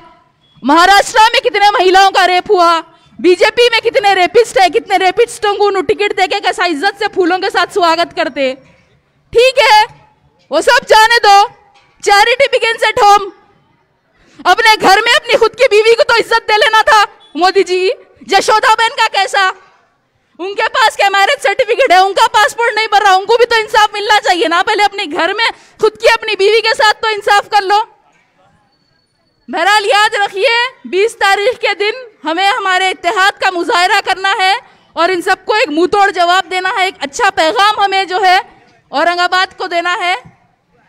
20 तारीख के दिन सिर्फ पतंग पतंग पतंग और 23 के दिन सब खत्म खत्म खत्म। अस्सलाम वालेकुम। वालेकुम अस्सलाम। बहुत बहुत शुक्रिया आपका।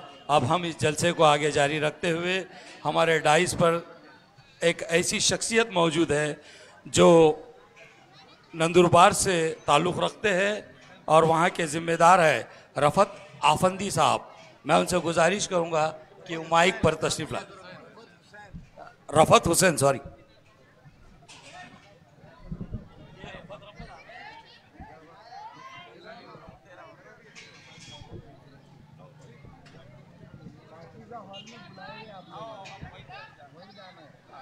स्टेज पर तशरीफ़ फरमा हल्क़ा हाज़ा से मजलिस इत्तेहादुल मुस्लिमीन के उम्मीदवार जनाब नासिर सिद्दीकी साहब,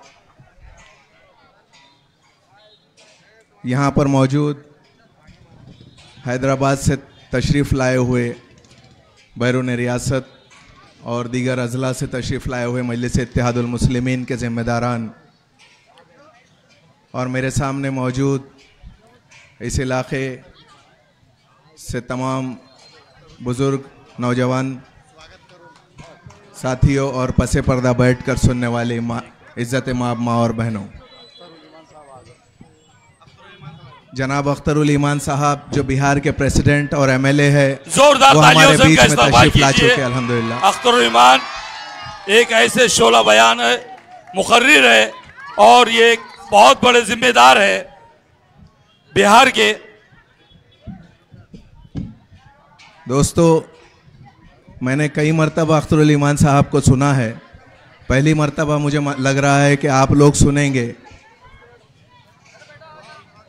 वो इस अंदाज में जब बात करते हैं तो लगता है कि वाकई में ज़बान से उर्दू के फूल झड़ रहे हैं। तो मैं अपनी बात को चंद अल्फाज में मुख्तसर करके अपनी जगह लूँगा ताकि वो उनके और आपके बीच में हाइल ना हूँ।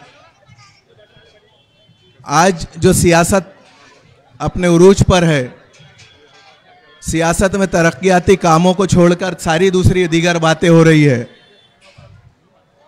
इस मकाम पे ले जाया गया है सियासत को कि तरक्याती काम को छोड़कर हिंदू मुस्लिम, फसादात, रंग नस्ल भेद हर चीज़ में तकसीम कर दिया गया है।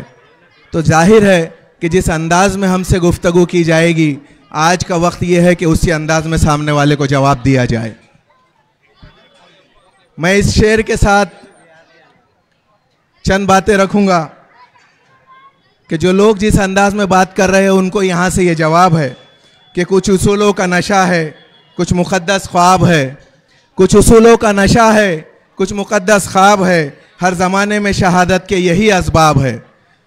तो जो कौम जज्बा शहादत लिए खड़ी है, कोई अगर उनको डराने की बात करे, घबराने की बात करे, तो प्यारे इससे आगे और तू क्या सोच सकता है। पहले ही हम मौत को ज़िंदगी से ज़्यादा अजीज़ बना के बैठे। दोस्तों, सियासत में हर कौम की अपनी अपनी हिस्सेदारी है और अगर पूरे मुल्क में अगर सबसे ज़्यादा कोई महरूम है सियासत के अंदर अपनी हिस्सेदारी से, तो वो और हम हैं, आप है, हमारी कौम है। पूरे महाराष्ट्र के अंदर 11% आबादी मुसलमानों की है, 288 सीटें असेंबली की है। बताइए आप 11% आबादी वाली कौम को अगर हमारे और आपके बीच में बरसों से वोट सेकुलरिज्म के नाम पे लेने वाली पार्टियों ने दिया है, तो आपको मालूम है कितनी सीटें दी है। फ़कीर के कासे में पैसे भी आजकल ज़रा सोच समझ के डाले जाते हैं कि हमारा भी एक स्टेटस कायम रहे। उससे भी ज़्यादा हकीर समझकर हमको 288 में से 8 सीटें दी गई।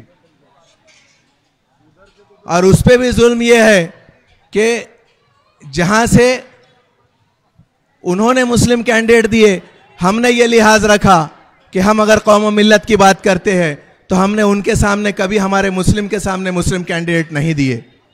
लेकिन हमारे साथ सितम यह किया गया कि विकास आघाड़ी के नाम पर, सेकुलरिज्म के नाम पर जो जमातें एक जगह आकर अलायंस बनाई है, उनकी एक अलाइड पार्टी है समाजवादी पार्टी। जहां मजलिस इत्तेहादुल मुस्लिमीन ने अपने उम्मीदवार दिए हैं, वहां पर उन्होंने अपना उम्मीदवार खड़ा किया है। 2 सीटें उनको उनके अलायंस में छोड़ी गई थी, लेकिन 9 सीटों पर उन्होंने खड़ा किया है। औरंगाबाद ईस्ट के अंदर मजलिस इत्तेहादुल मुस्लिमीन के कैंडिडेट के सामने समाजवादी ने कैंडिडेट दिया। धुलिया के अंदर मजलिस इत्तेहादुल मुस्लिमीन के कैंडिडेट के सामने समाजवादी ने कैंडिडेट दिया। मालेगांव के अंदर समाजवादी ने कैंडिडेट दिया। मुंबई के अंदर मजलिस के सामने समाजवादी ने कैंडिडेट दिया। तो हम और आपको गौर करना है, अपना एक एक वोट बड़े सोचो फिक्र के साथ करना है कि ये लोग हमारे दोस्त है या हमारे दुश्मन है। ये हमारी क़यादत को मजबूत करना चाहते हैं या हमारी क़यादत को ख़त्म करना चाहते हैं। दोस्तों, मैं अपनी बात यहाँ पर मुख्तसर करते हुए ख़त्म करूँगा। मैं चाह रहा हूँ कि मैं ख़ुद भी आपके साथ साथ अख्तरुल ईमान साहब को सुनूँ। खुदा हाफिज़। बहुत बहुत शुक्रिया जनाब। अब इसके बाद हमारे बिहार से आए हुए आदिल हुसैनी एडवोकेट साहब यूथ सदर है MIM के, इनका भी मैं इनसे गुजारिश करूंगा कि वो माइक पर आए और अपनी ख्यालात का इजहार करें। आउज़ुबिल्लाहि मिनश्शैतानिर्रजीम, बिस्मिल्लाहिर्रहमानिर्रहीम, अस्सलामु अलैकुम वरहमतुल्लाहि वबरकातुहू। बुजुर्गों, दोस्तों, अजीज़ों, स्टेज पर मजलिस इत्तेहादुल मुस्लिमीन के रियासती सदर MLA अमोर जनाब अख्तरुल ईमान साहब, आपके हमारे और मजलिस के हर दिल अजीज़ कैंडिडेट नासिर सिद्दीकी साहब, तमाम मजलिस के ज़िम्मेदार, औरंगाबाद की इस मुक़द्दस सरजमी जो औरंगज़ेब रहमतुल्लाह अलैह की सरजमी है, जो पूरे हिंदुस्तान में, पूरे दुनिया में एक अलग पहचान रखती है। दोस्तों, आपने मजलिस इत्तेहादुल मुस्लिमीन को जब बैरिस्टर असदुद्दीन ओवैसी साहब, अकबर ओवैसी साहब ने 2014 में जब दारुसलाम से ये फैसला हुआ कि मजलिस अब हिंदुस्तान के दूसरे रियासत में भी जाएगी, आंध्र प्रदेश तेलंगाना के बाद दूसरे रियासत में जाएगी, ये औरंगाबाद की ये मुक़द्दस सरजमी है जिसने सबसे पहले लब्बैक बैरिस्टर असदुद्दीन ओवैसी साहब और अकबर ओवैसी साहब को कहा और आपने इस सीट में कामयाबी दी। मैं उसी सरजमी को सलाम करने आया हूँ। दोस्तों, बिहार से चलकर आया हूँ, 2000 किलोमीटर दूर है यहाँ से बिहार। सिर्फ आज पूरा हिंदुस्तान की नज़र बैरिस्टर असदुद्दीन ओवैसी साहब, अकबर ओवैसी साहब की क़यादत में है और महाराष्ट्र का 288 सीट पर ज़रूर चुनाव हो रहा है, लेकिन औरंगाबाद की सीट सब लोग चाहता है कि आपका बेटा, आपका भाई नासिर सिद्दीकी साहब हो या आपका हर दिल अजीज लीडर इम्तियाज़ साहब हो। दोनों महाराष्ट्र की असेंबली में जाकर जय भीम और जय मीम का भी नारा लगाए और जिस तरीके से बैरिस्टर असदुद्दीन ओवैसी साहब ने लोकसभा में नारे तकबीर अल्लाह अकबर की आवाज़ सदा दी, उसी तरीके से नासिर सिद्दीकी साहब, इम्तियाज़ जलील साहब, वारिस पठान साहब, फैयाज साहब, मजलिस के MLA वहाँ जाकर आपकी आवाज़ उठाएं। हम आपके बीच बैरिस्टर असदुद्दीन ओवैसी साहब का सिर्फ यही पैगाम लेकर आए। एक शख्स जो आपके बीच बैठे हैं, अख्तरुल ईमान साहब, पहले 3 बार RJD के MLA थे। 2020 में पूरे बिहार में 53,000 वोट से बैरिस्टर असदुद्दीन ओवैसी साहब MIM से कामयाब हुए। आज बिहार में 243 विधानसभा है, 101 अनुमंडल है, 40 लोकसभा है, 38 जिला है, 8,500 पंचायत है। पूरे बिहार में इतनी बड़ी आबादी, 13.5 करोड़ की आबादी है, जिसमें 2.5 करोड़ मुसलमानों की आबादी है। अगर मुसलमानों पर, दलितों पर, किसी भी मजलूम पर जरा सा भी किसी को छींटा पड़ता है, जरा सा राई के बराबर भी किसी पर ज्यादती होती है, यकीन मानिए सबसे पहला फोन अल्हम्दुलिल्लाह अख्तरुल ईमान साहब पर आता है। और सबसे पहले अगर असेंबली हो, असेंबली के बाहर अगर कोई आवाज उठाता है, उस शख्स का नाम अख्तरुल ईमान साहब आपके बीच बैठे हैं। दोस्तों, ये लोकतंत्र है, ये बाबा साहब अंबेडकर की सरजमी है जिन्होंने संविधान लिखा। संविधान में अब कोई राजा का बेटा राजा नहीं बनेगा, आपको रानी का कोख से कोई राजा नहीं बनता। आपके वोट की ताकत से जो EVM में आप दबाइएगा वही आपका लीडर बनेगा। उसी लीडर को चुनने के लिए नासिर सिद्दीकी साहब को बैरिस्टर असदुद्दीन ओवैसी साहब ने, अकबर ओवैसी साहब ने आपके बीच भेजा है। यह आपकी पार्टी है, यह आपका झंडा है। आज मराठा हो, धंगर समाज हो, माली समाज हो, बिहार में यादव है, कुर्मी है, कोयरी है, पटेल है, गुजर है, सब ने अपनी क़यादत खड़ा कर दी। बतलाओ आप, बिहार हिंदुस्तान में आप 25 करोड़ की आबादी है, अगर बैरिस्टर असदुद्दीन ओवैसी साहब का नाम नहीं लिया जाए तो बतलाइए आपका लीडर कौन है, बतलाइए कौन है। कब तक शरद पवार के तलवे के नीचे हम बैठेंगे, कब तक राहुल गांधी की चापलूसी करेंगे, कब तक हम अखिलेश यादव को अपना नेता बनाएंगे। आज अल्लाह ने 75 साल बाद एक मर्द मुजाहिद को भेजा, एक ऐसे लीडर को भेजा जो नरेंद्र मोदी हो, अमित शाह हो, आंख से आंख मिलाकर अगर बात करता है, उसका नाम बैरिस्टर असदुद्दीन ओवैसी साहब है। उन्हीं का नुमाइंदा, उन्हीं का भेजा हुआ कैंडिडेट नासिर सिद्दीकी साहब है। दोस्तों, अपनी क़यादत को आप संभाल लीजिए। एक से एक आएंगे, समाजवादी के नाम पर आएंगे, उनसे ये पूछ लीजिए 2012 से 17 तक अखिलेश यादव मुख्यमंत्री थे।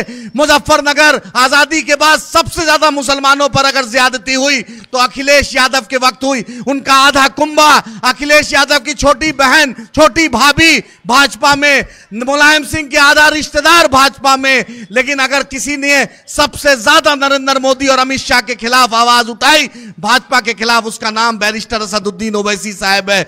2000 किलोमीटर दूर से आपके बीच आए हैं। एक क़यादत आपने तेलंगाना में देखी जो अकबर ओवैसी साहब देख रहे हैं, आपने अपने एमपी को यहीं से चुना, इम्तियाज जलील साहब को, उन्हीं का भाई, हम लोग का बड़ा भाई नासिर सिद्दीकी साहब आपसे वोट की भीख मांग रहे हैं। अपनी क़ियादत को आज पूरा हिंदुस्तान औरंगाबाद को देख रहा है। इस औरंगाबाद को औरंगजेब रहमतुल्लाह अलैह ने इतना उरूज, इतनी मुकद्दस सरजमी है, उसी के मानने वाले, उसी मिट्टी में औरंगाबाद में हम सजदा करने वाले नासिर सिद्दीकी साहब के लिए वोट की भीख मांग रहे हैं। अपनी क़ियादत को, अपने लीडर को कामयाब कर दीजिए। बैरिस्टर असदुद्दीन ओवैसी साहब के बाजुओं को, अकबर ओवैसी साहब के बाजुओं को कामयाब कर दीजिए। नासिर भाई को कामयाब कीजिए। बहुत बहुत शुक्रिया।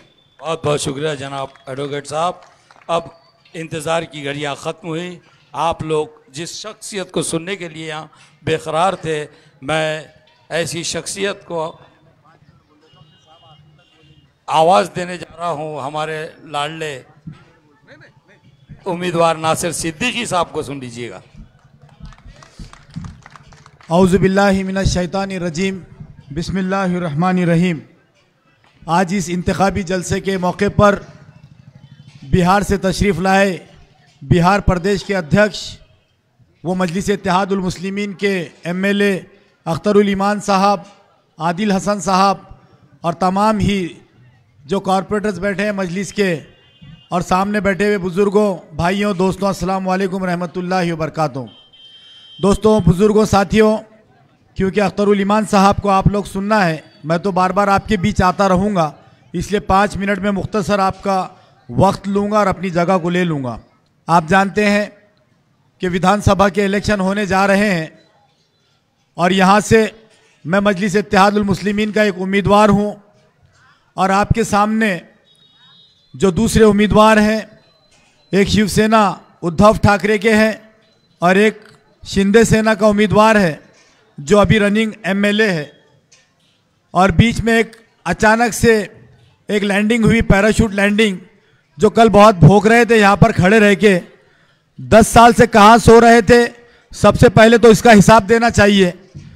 वो कह रहे हैं कि हमारी पैदावार है, तो यह क्या आसमान से टपका है, इसको किसने टपकाया है, ये वो पूछ रहा है कि मजलिस ने यहाँ पर किया क्या।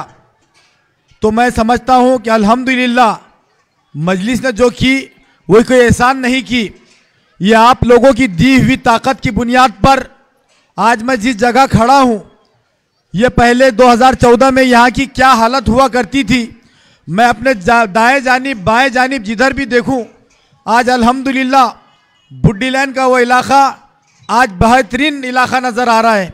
और मेरी सामने नज़र जा रही है तो उस बिल्डिंग के ऊपर नज़र जा रही है, एक ज़माने में खंडर हुआ करती थी और बहुत बड़ा शॉपिंग कॉम्प्लेक्स बनने जा रहा है। तो मजलिस के इत्तेहादुल मुस्लिमीन के इस कदर काम गिनाऊंगा कि 1 घंटा लग जाएगा। और ये लोग सिर्फ 2 सवाल करूंगा ये बुज़दिलों से कि जिस वक्त शाहगंज के फसाद हुआ था, रात भर वो दुकानें जल रही थी, तो ये गोदड़ी ओढ़कर सोने वाले, इन्होंने ये पहले बताना कि ये लोग कहाँ थे।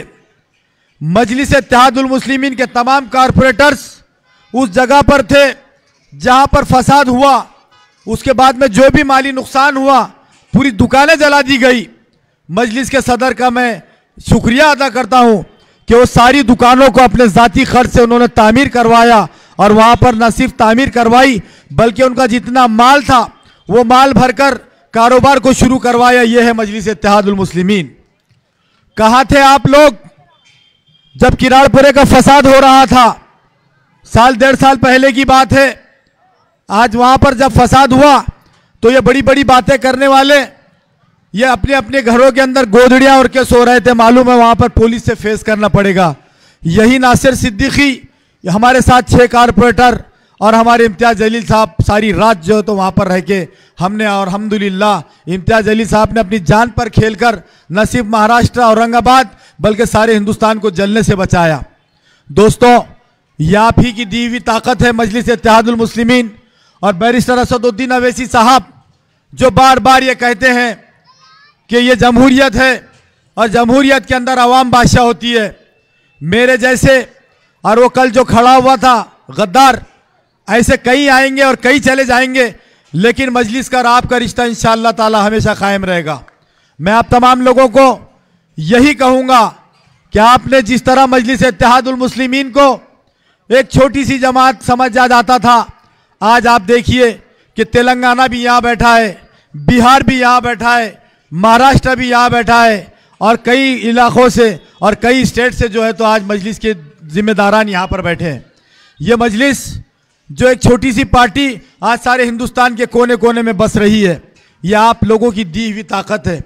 मैं आप तमाम लोगों को यही बताने के लिए कि दोस्तों, आपने पिछले 5 साल पहले मुझे लगभग 70,000 वोटों से नवाजा था और अल्हम्दुलिल्लाह जो है तो आज वो 70,000 वोटों की ताकत पर नासिर सिद्दीकी को जब भी जहां से भी आवाज़ दी गई, मेरे भाई लोग यहाँ पर कई मौजूद होंगे कि जब भी यहाँ से नासिर को आवाज़ दी गई कि यहाँ पर पुलिस आई है, पुलिस सता रही है, 5 से 7 मिनट के अंदर नासिर आपका भाई यहाँ पर मौजूद मिला आप लोगों को। मैंने ही इलेक्शन हारा था लेकिन हिम्मत नहीं हारी थी, क्योंकि आप लोगों ने 70,000 जो वोट दिए थे, जहाँ पे भी जाता था, जिस काम के लिए जाता था, किसी के माने नहीं जानी थी कि वो नासिर सिद्दीकी काम को कभी इनकार कर दिया जाए। मैं आप लोगों से यही वादा करने के लिए कि आने वाले 5 साल अगर आप देंगे, मैं आपके जो है तो आपका एक दिन मांग रहा हूं कि आप लोग सिर्फ मुझे 20 तारीख का एक दिन दीजिए। मैं आप तमाम को, इन तमाम के सामने वादा कर रहा हूं कि पूरे 5 साल आप लोगों के लिए अपने आप को वक्फ कर दूंगा इंशाअल्लाह ताला। बुजुर्गों, दोस्तों, साथियों, ये ऐसे दलाल जो 10 साल से सो रहे थे अचानक उठकर आए, किसी ने इनकी गाड़ी में पेट्रोल भर के दिया, किसी ने इनके मोबाइल में रिचार्ज करके दिया, जाकर बच्चों को यह बहकाया जा रहा है कि आप एक काम कीजिए, वोटिंग % डाउन कीजिए, सिर्फ नासिर नहीं आना, भले कोई भी आ जाए तो हमको चलेगा। यह है इनकी नियत कि नासिर सिद्दीकी ने औरंगाबाद से नहीं जीतना, उधर से इम्तियाज जलील ने नहीं जीतना चाहिए। अभी माजिद साहब ने कहा कि यकीन जानिए कि ये दोनों सीट निकलती है तो आपके साथ साथ पूरे महाराष्ट्र के मुसलमानों की और दलितों की एक हिम्मत में इजाफा होगा इंशाअल्लाह। मैं आप लोगों से यही गुजारिश करने के लिए कि ये दलालों को आपको समझना होगा और आने वाली 20 तारीख को अपना कीमती वोट जो है तो आप मजलिस के इम्तियाजी निशान पतंग पर देकर आप मुझे भारी अक्सरियत से कामयाब बनाएंगे इंशाअल्लाह ताला। कौन आए?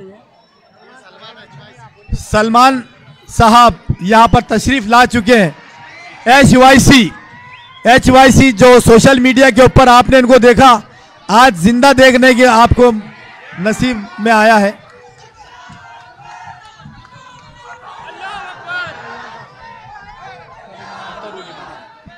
जोरदार तालियों से इकबाल कीजिए इस नौजवान का। सलमान KYC यहाँ पर तशरीफ ला चुके हैं। कलमान HOC और इसी के साथ अब ये सलमान साहब HYC हैदराबाद से हमारे बीच तशरीफ ला चुके हैं।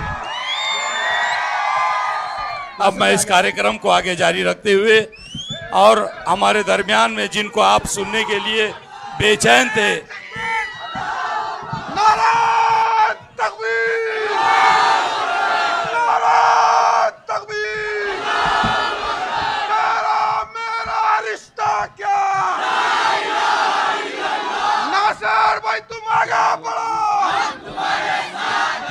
अब हम इस कार्यक्रम को आगे जारी रखते हुए आए हुए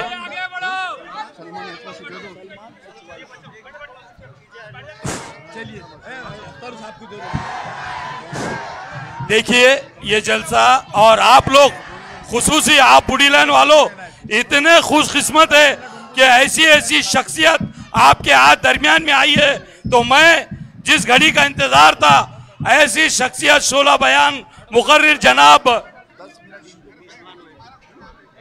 फिर एक बार आपको इंतजार करना पड़ेगा, हम सलमान साहब को सुनेंगे।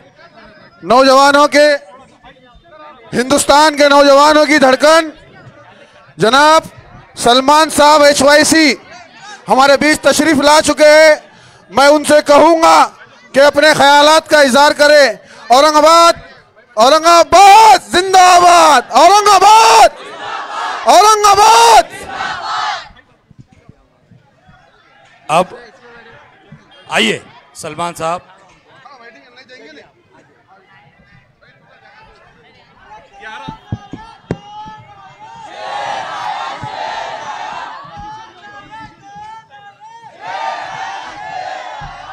औज़ुबिल्लाहिमिनश्शैतानिर्रजीम बिस्मिल्लाहिर्रहमानिर्रहीम। पहले मैं अल्लाह का मैं शुक्र अदा करता हूँ और उसके बाद मैं नक़ीब मिल्लत बैरिस्टर असदुद्दीन अवीसी साहब का मैं शुक्रिया अदा करता हूँ कि उन्होंने मुझे मौका दिया कि आप लोगों के बीच में आकर आप लोगों की आवाज़ बन सकूं, अक़लियतों की आवाज़ बन सकूं।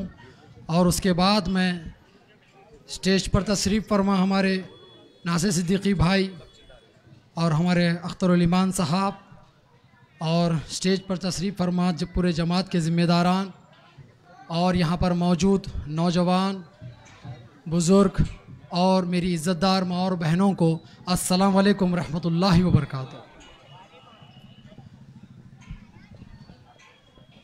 रियासत महाराष्ट्र में सियासी माहौल गर्म है।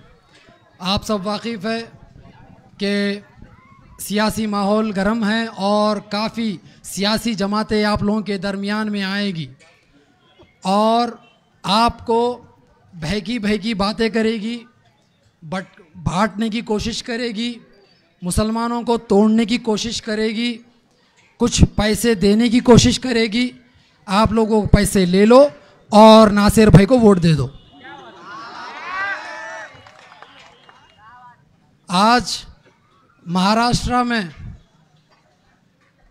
औरंगज़ेब रहमतुल्लाह अलैह औरंगाबाद की सरजमी पर आया हूँ पहली मर्तबा और आप लोगों की मेहमान नवाजी और आप लोगों की मोहब्बत देखकर मुझे यह एहसास हो गया है कि 20 तारीख के दिन जो दिखेगा आसमान में वो सिर्फ क्या बात है, पतंग पतंग पतंग पतंग इंशाअल्लाह। और कुछ ऐसी सियासी जमातें हैं जो मजलिस पर सेकुलरिज़म का भांडा फोड़ती है। जब सेकुलरिज़म आ जाता है तो उनको सिर्फ जमात नज़र आती है। बहुत अफसोस की बात होता है जब हमारे ही कुछ लोग हैं जो गैर इस्तेमाल कर रहे हैं हमारे ख़िलाफ़। जब से हिंदुस्तान आज़ाद हुआ उस तारीख से लेके आज की तारीख तक सिर्फ मुसलमानों के वोट का इस्तेमाल हुआ है। उस तारीख से लेके अगर आज की तारीख तक अगर मुसलमानों के हालात अगर हम देखें तो यकीन जानिए मुसलमान आज भी पिछड़ा हुआ है, गरीब है, मजलूम है, बेबस है। हिंदुस्तान आज़ाद होकर 75 साल से भी ज़्यादा का वक्त हो चुका मगर आज भी मुसलमान बेबस है। वो इसीलिए क्योंकि हमने हमारी ताकत को बनाने के लिए कभी सोचा ही नहीं। आज हम एक सोच पैदा कर रहे हैं, आज हम कोशिश कर रहे हैं कि हम अपनी आवाज़ बना सके, एक हमारी तहरीक बना सके, एक ऐसी आवाज़ हो जहाँ पर आप लोगों की एक आवाज़ बुलंद हो। मगर अफसोस होता है जब मैं धूलिया से औरंगाबाद आ रहा था मुझे एक वीडियो नज़र आया, तकलीफ़ हुई। वो इसलिए क्योंकि वो भी हमारा कलमा पढ़ने वाला भाई था मगर उसकी जो ज़बान से जो अल्फाज निकल रहे थे वो अल्फाज उसके नहीं, वो आरएसएस की चड्डी पहनने वालों के थे। आज मुसलमानों के भेष में आ रहे हैं मगर उनकी पैंट उतार कर देखेंगे तो आरएसएस की चड्डी नजर आएगी। अफसोस होता है आज अगर हम देखें आज़ाद हिंदुस्तान से लेके आज की तारीख तक हमको अगर कुछ मिला है तो हमको फसादात मिले हैं। क्या मिले? सिर्फ फसादात। और फसादात होते हैं, नुकसान भी हमारा होता है, बदनाम भी हम होते हैं और जेल को भी हम जाते हैं।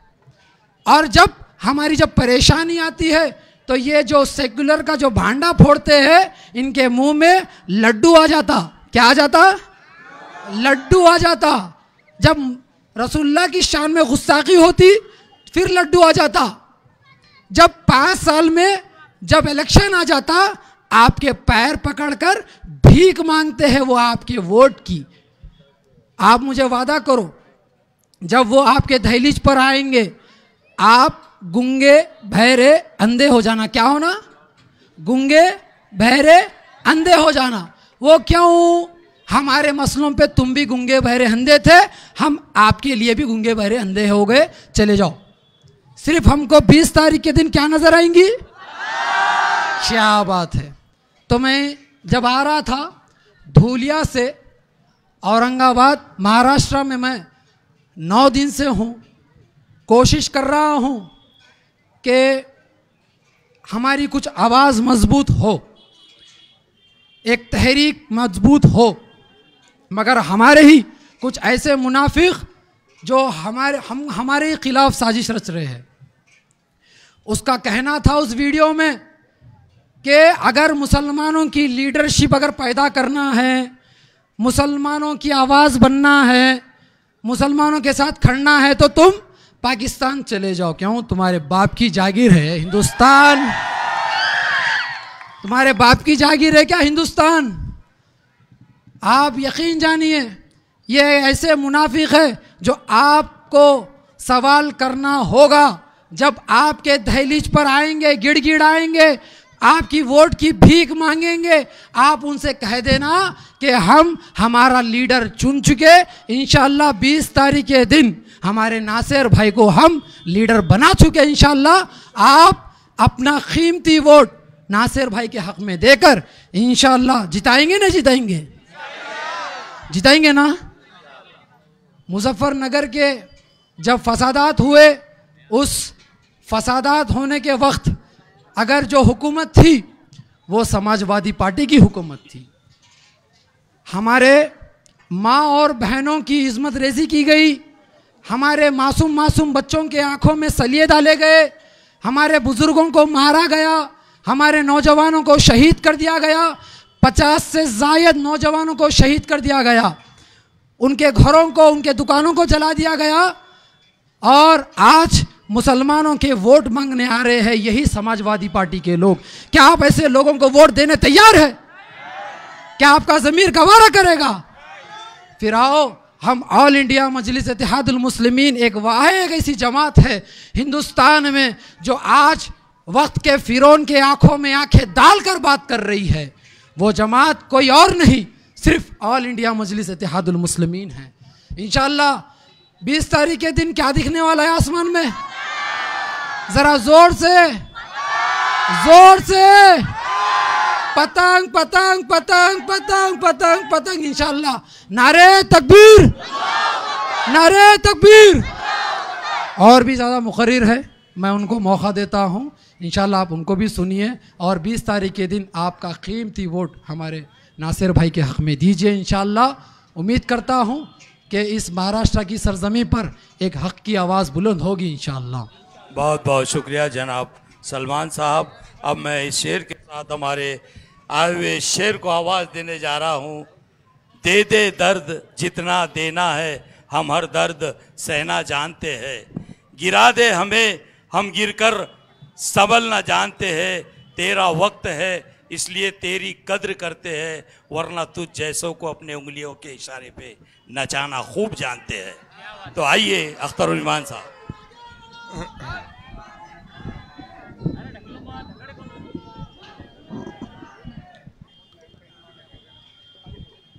शहर औरंगाबाद के इस तारीख साज इनकलाबी इंतखाबी जलसे में हमारे और आपके महबूब नज़र खादिम मिल्लत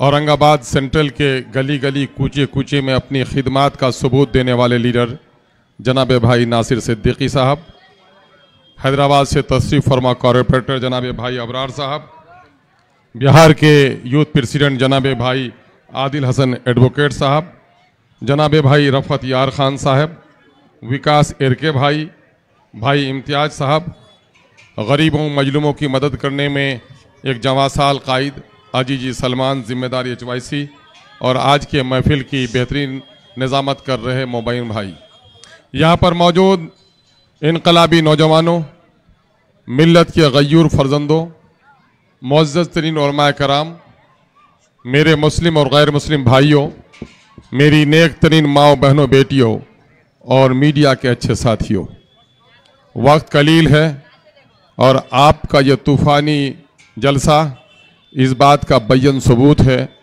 कि औरंगाबाद की इस धरती में आपने अपनी क़यादत को खड़ी करने के लिए इरादा मुसम्मम कर लिया है और आपका फैसला इंशाअल्लाहुल अजीज़ कामयाब होगा। हम इसके लिए अल्लाह से दुआ करते हैं।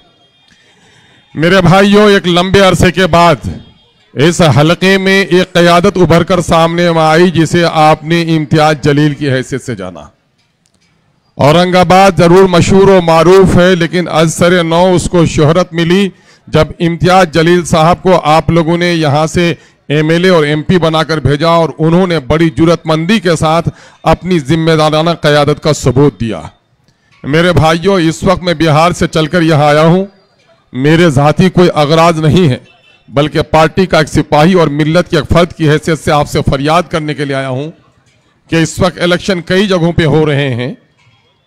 झारखंड में इलेक्शन हो रहा है, महाराष्ट्र में इलेक्शन हो रहा है, बिहार के चंद मकामात पर बाई इलेक्शंस हो रहे हैं। लेकिन इस बात को आप भी जानते हैं और मैं भी जानता हूं कि पूरे हिंदुस्तान भर के मुसलमान, वो वतन अजीज़ में हो या वतन अजीज़ से बाहर हो, उनकी नज़रें अगर कहीं लगी हैं, कहीं उनकी नज़रें टिकी हैं, तो वो शहर औरंगाबाद की तरफ टिकी हैं और एमआईएम के उम्मीदवारों को जीतने की दुआएं मांग रहे हैं। मेरे भाइयों, इस वक्त नासिर सिद्दीकी साहब आपके उम्मीदवार हैं और मैंने अभी भी तूफ़ानी एक जलसे को ख़िताब किया है भाई इम्तियाज जलील के हलके में। वहाँ भी लोगों की जो भीड़ और जम गफ़ीर देखी है, नौजवानों के जोश और जज्बे को देखा है, मुअज़्ज़ज़ उलमा कराम को हमने देखा है, तो यकीनन है कि तारीख़ साज कामयाबी आपके शहर में इन दोनों सीटों पर हमको मिलने जा रही है। मेरे भाइयों, एक लफ्ज़ और बार आप एमएलए एमपी बनाते तो आप हुकूमत का ख्वाब देखते और हमारे बुजुर्गों ने बेशतर औकात यही कहा कि हुकूमत किसकी बनती है हम उसे वोट डालेंगे। और तारीख शाहिद है कि इन 77 सालों में बेशतर औकात कांग्रेस की हुकूमत रही और कांग्रेस ने क्या दिया और क्या लिया है इसका मुहासबा करने का वक्त है।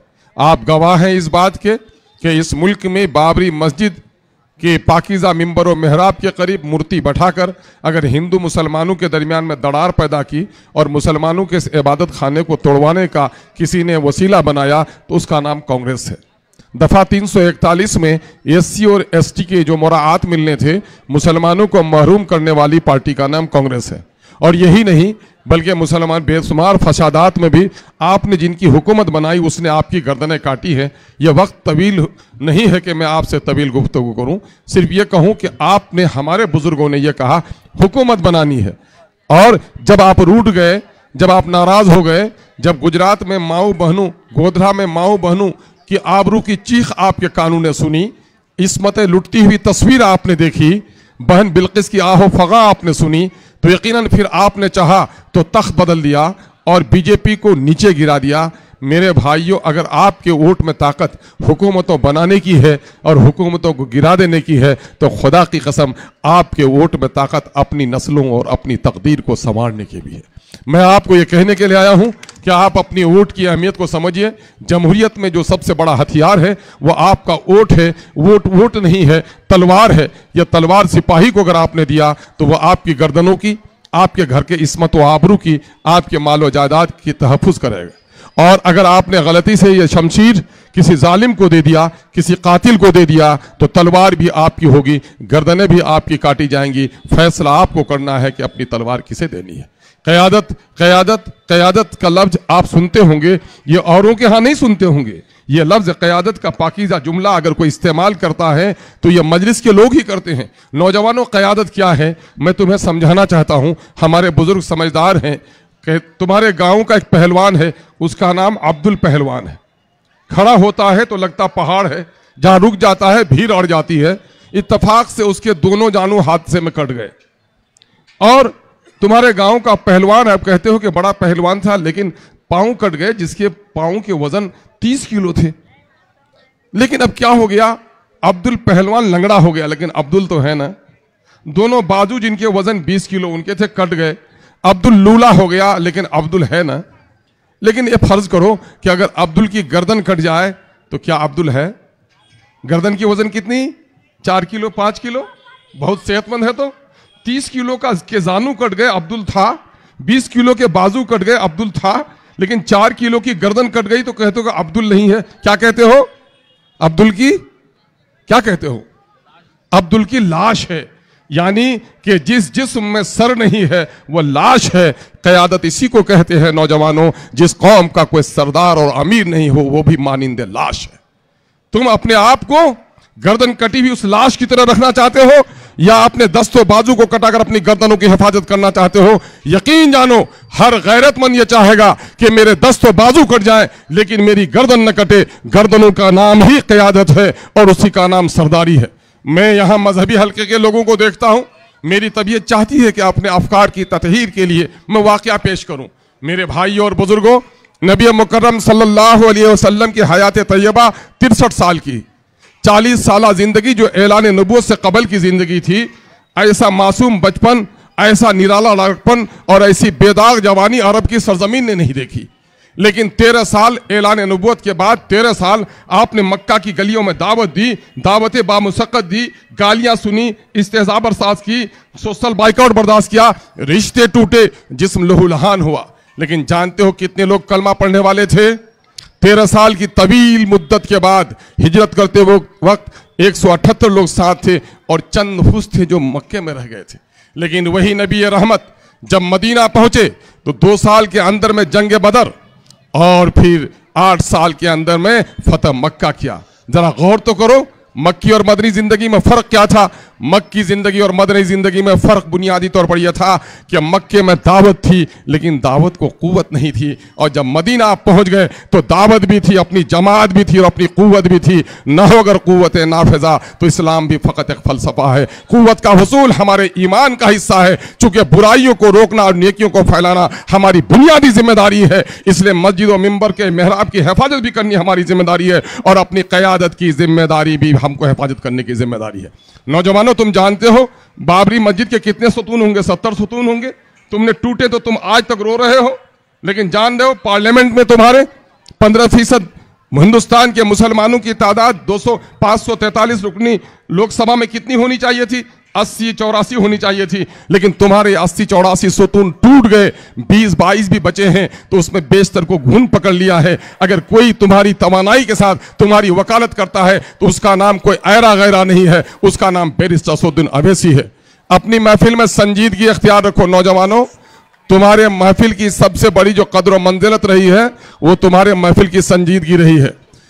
मैं तुमको बता रहा हूं एक अजीम वाकया बता रहा हूं नौजवानों, कि तुम गौर करो कि किस चीज ने इस मुल्क में, जिस वक्त इस मुल्क में लाल किला का पत्थर पुकार पुकार कर तुमसे कह रहा है, ताज का वह चमकता हुआ पत्थर तुम्हें कह रहा है, और वो कुतुब मीनार की बुलंदी पुकार पुकार कर औरंगाबाद के लोगों, औरंगाबाद के उस पीर फकीर जैसे बादशाह के मजार से आवाज आ रही है कि औरंगाबाद के लोगों तुम इतने बुज़दिल क्यों हो गए हो? तुम अपनी कमी पे क्यों बर्बाद हो रहे हो?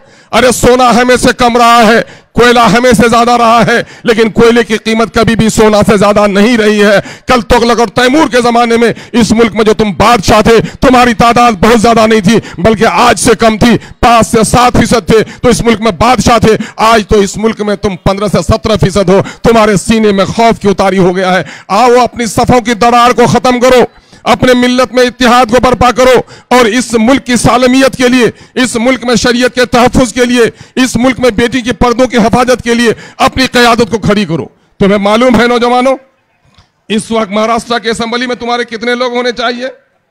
188 का की असेंबली है ना, 288 की, तुम्हारे 100 में 12, 100 में 12 तो 24, 88 में भी 10 तो कितने होने चाहिए? 34।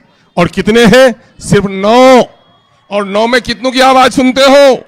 लेकिन जब उसी ऐवान में MIM के लोग गरजते और बरसते रहे, और बिलखुसूस आपके शहर में का जो लीडर जिसे आप इम्तियाज जलील नाम से जानते हैं, जब असेंबली में था तुम्हारा सीना चौड़ा हो रहा था कि नहीं हो रहा था? ईमानदारी से बोलो, 2014 से कबल MIM बाहर नहीं निकली थी। आज वो लोग, जो लोग हमारी पार्टियों को बीजेपी की बी टीम होने का, ऐसे जलील और कमीने लोग, जरा सा पूछो उनसे कि 2014 से पहले भी देख लो, पूरे मुल्क में आतंकवाद का एक बेजा इल्जाम नौजवानों पर तारी था, दाढ़ियां नोची जा रही थी, लोगों को जानवरों के तहफ़्फ़ुज़ के नाम पर हमारे नौजवानों की मॉब लिंचिंग हुई। हर मुसलमान खौफ के समंदर में था। मजहबी लोगों ने भी मसलहत की चादर ओढ़ ली थी और सियासी लोगों ने भी अपनी मुफाहमत कर ली थी, लेकिन जानो पूरी कौम, पूरा नौजवान खौफ से अपनी गर्दनें झुका चुका था। और ऐसे वक्त में अगर कौम को किसी ने एहसास कमतरी के समंदर में गर्क होने से बचाने का काम किया, उसका नाम कोई और नहीं, उसका नाम बैरिस्टर सौद्दीन अवैसी है। मेरे नौजवानों बोलो, बैरिस्टर सौद्दीन अवैसी को जब पार्लियामेंट में बात करते हुए देखते हो, टीवी के मुबाहिसे में देखते हो, तुम्हारा सीना चौड़ा होता है कि नहीं? बोलो, चौड़ा होता है? तुम्हारी गर्दनें ऊंची होती कि नहीं होती है? तो आखिर जानते हो, आयरे गैरे को वोट दोगे तो कौन होगा? कांग्रेस मजबूत होगी, बीजेपी मजबूत होगी, ठाकरे मजबूत होगा, और कौन होगा? गद्दार वतन, मिल्लत का गद्दार जो लोग हैं वहां पर अखिलेश की चौकीदारी करते हैं, ऐसे लोगों की ताकत होगी। और जब एमआईएम को वोट दोगे तो कौन मजबूत होगा? बैरिस्टर सौद्दीन अवैसी मजबूत होगा। तो बैरिस्टर सौद्दीन अवैसी को मजबूत करना चाहते हो कि नहीं चाहते हो? अपनी क़यादत को बाकी रखना चाहते हो कि नहीं चाहते हो? अरे यारो, ये खामोश मिजाजी तुम्हें जीने नहीं देगी। इस दौर में जीना है तो जरा कोहराम मचा दो। अवैसी को ताकत चाहिए कि नहीं चाहिए? अगर अवैसी को ताकत चाहिए तो तुम्हें आपस के इत्तेहाद को और मजबूत बनानी होगी।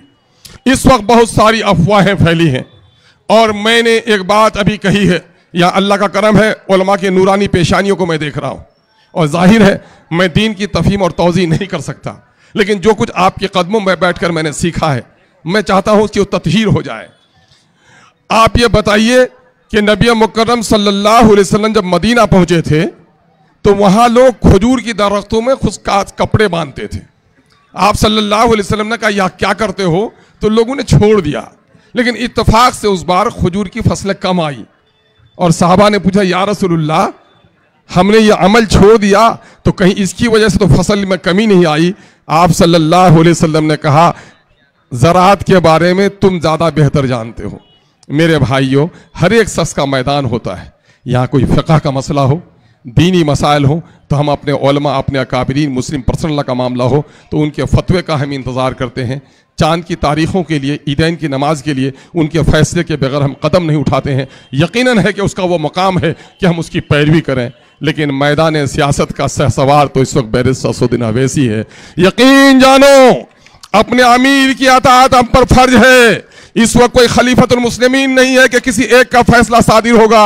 इस वक्त हमारी दीनी तंजीमें हैं, उनका अपना वकार है, उनकी इज्जत और नामूस के लिए हम अपनी गर्दन कटाने के लिए तैयार हैं। लेकिन सियासत में बरसों के बाद हमारा एक शहसवार आया है, हम उसको आज आने नहीं देंगे, और उसकी क़यादत के लिए अगर गर्दन भी कटानी पड़ेगी तो तैयार रहेंगे। वो नेता हमारा बैरिस्टर सौद्दीन अवैसी है। मेरे भाइयों, आज मैं चौथी बार एमएलए हूं बिहार में, और मैं आपको बता दूं कि मैं 3 बार राजद से एमएलए रहा, लेकिन वो तवानाई मुझे नसीब नहीं थी। जब बोलना चाहता था तो बहुत सारे मसाइल में बोलने की इजाजत नहीं मिलती थी। 2012 में एक तुगलकी फरमान आया बिहार में कि साहब, सारे बच्चों को, सरकारी स्कूल में पढ़ने वाले सारे बच्चों को सूरज नमस्कार करना पड़ेगा। उलमा की मीटिंगें चल रही थी, जलसे हो रहे थे एहतजाजी, असर नहीं पड़ा था।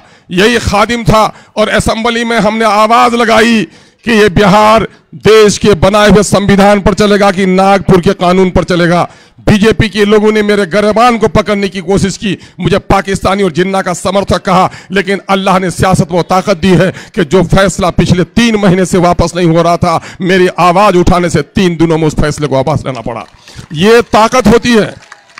अरे तालियां ऐसी बजाओ कि बीजेपी के और उन दोगली जमातों के गाल लाल हो जाएं। ताली को ताल कर दो, ये ना हुई बहादुरों की तालियां। ये होती है तवानाई, ये होती है ताकत। मेरे भाइयों, इस वक्त हम आपसे गुजारिश करने के लिए आए हैं। क़यादत हमारा खोया हुआ सरमाया है, और हिकमत मुसलमानों की खोई हुई पूंजी है। मेरे भाइयों, अपने सफ़ों के दरार को ख़त्म कीजिए, और इस वक्त निकल जाइए कई दिनों के लिए। जालिम लोगों के, रिश्वतखोरों के अगर पैसे बटें तो पैसे ले लेना, मत छोड़ना उनको। पेशाब और पाखाने के घर बना देना, लेकिन यकीन जानो कि अगर कोई औरत पैसे की वजह से जिस्म बेचती है तो वो तवाइफ कहलाती है, और जो पैसे के खातिर ओट बेचे तो वो 70 तवाइफों से भी ज्यादा मुजरिम होता है जो अपने ज़मीर का सौदा करता है। ऐ गैरतमंद लोगों, कभी भी अपने ज़मीर का सौदा मत होने देना, और अपनी क़यादत को खड़ी करने के लिए बाजी लगा देना। हुकूमत तुमने बहुत बनाई है, मैं देख रहा हूं, हुकूमत तुमने बहुत बनाई है, अब हुकूमतों के बनाने का नहीं, अपनी क़यादत को संवारने का वक्त आया है। आप अपनी क़यादत को तैयार करेंगे, इनकलाब लाएंगे, तो मैं कुछ नारे लगा दूं, इजाजत है। और इनकलाब कैसे आता है? बैठ के नहीं आएगा इनकलाब, कैसे आएगा? उठ के इनकलाब। इनकलाब, इनकलाब, इनकलाबी नौजवानों, फलक शगाफ लफ्ज सुना है तुमने? फलक शगाफ के माने होते हैं आसमान को फोड़ देने वाला।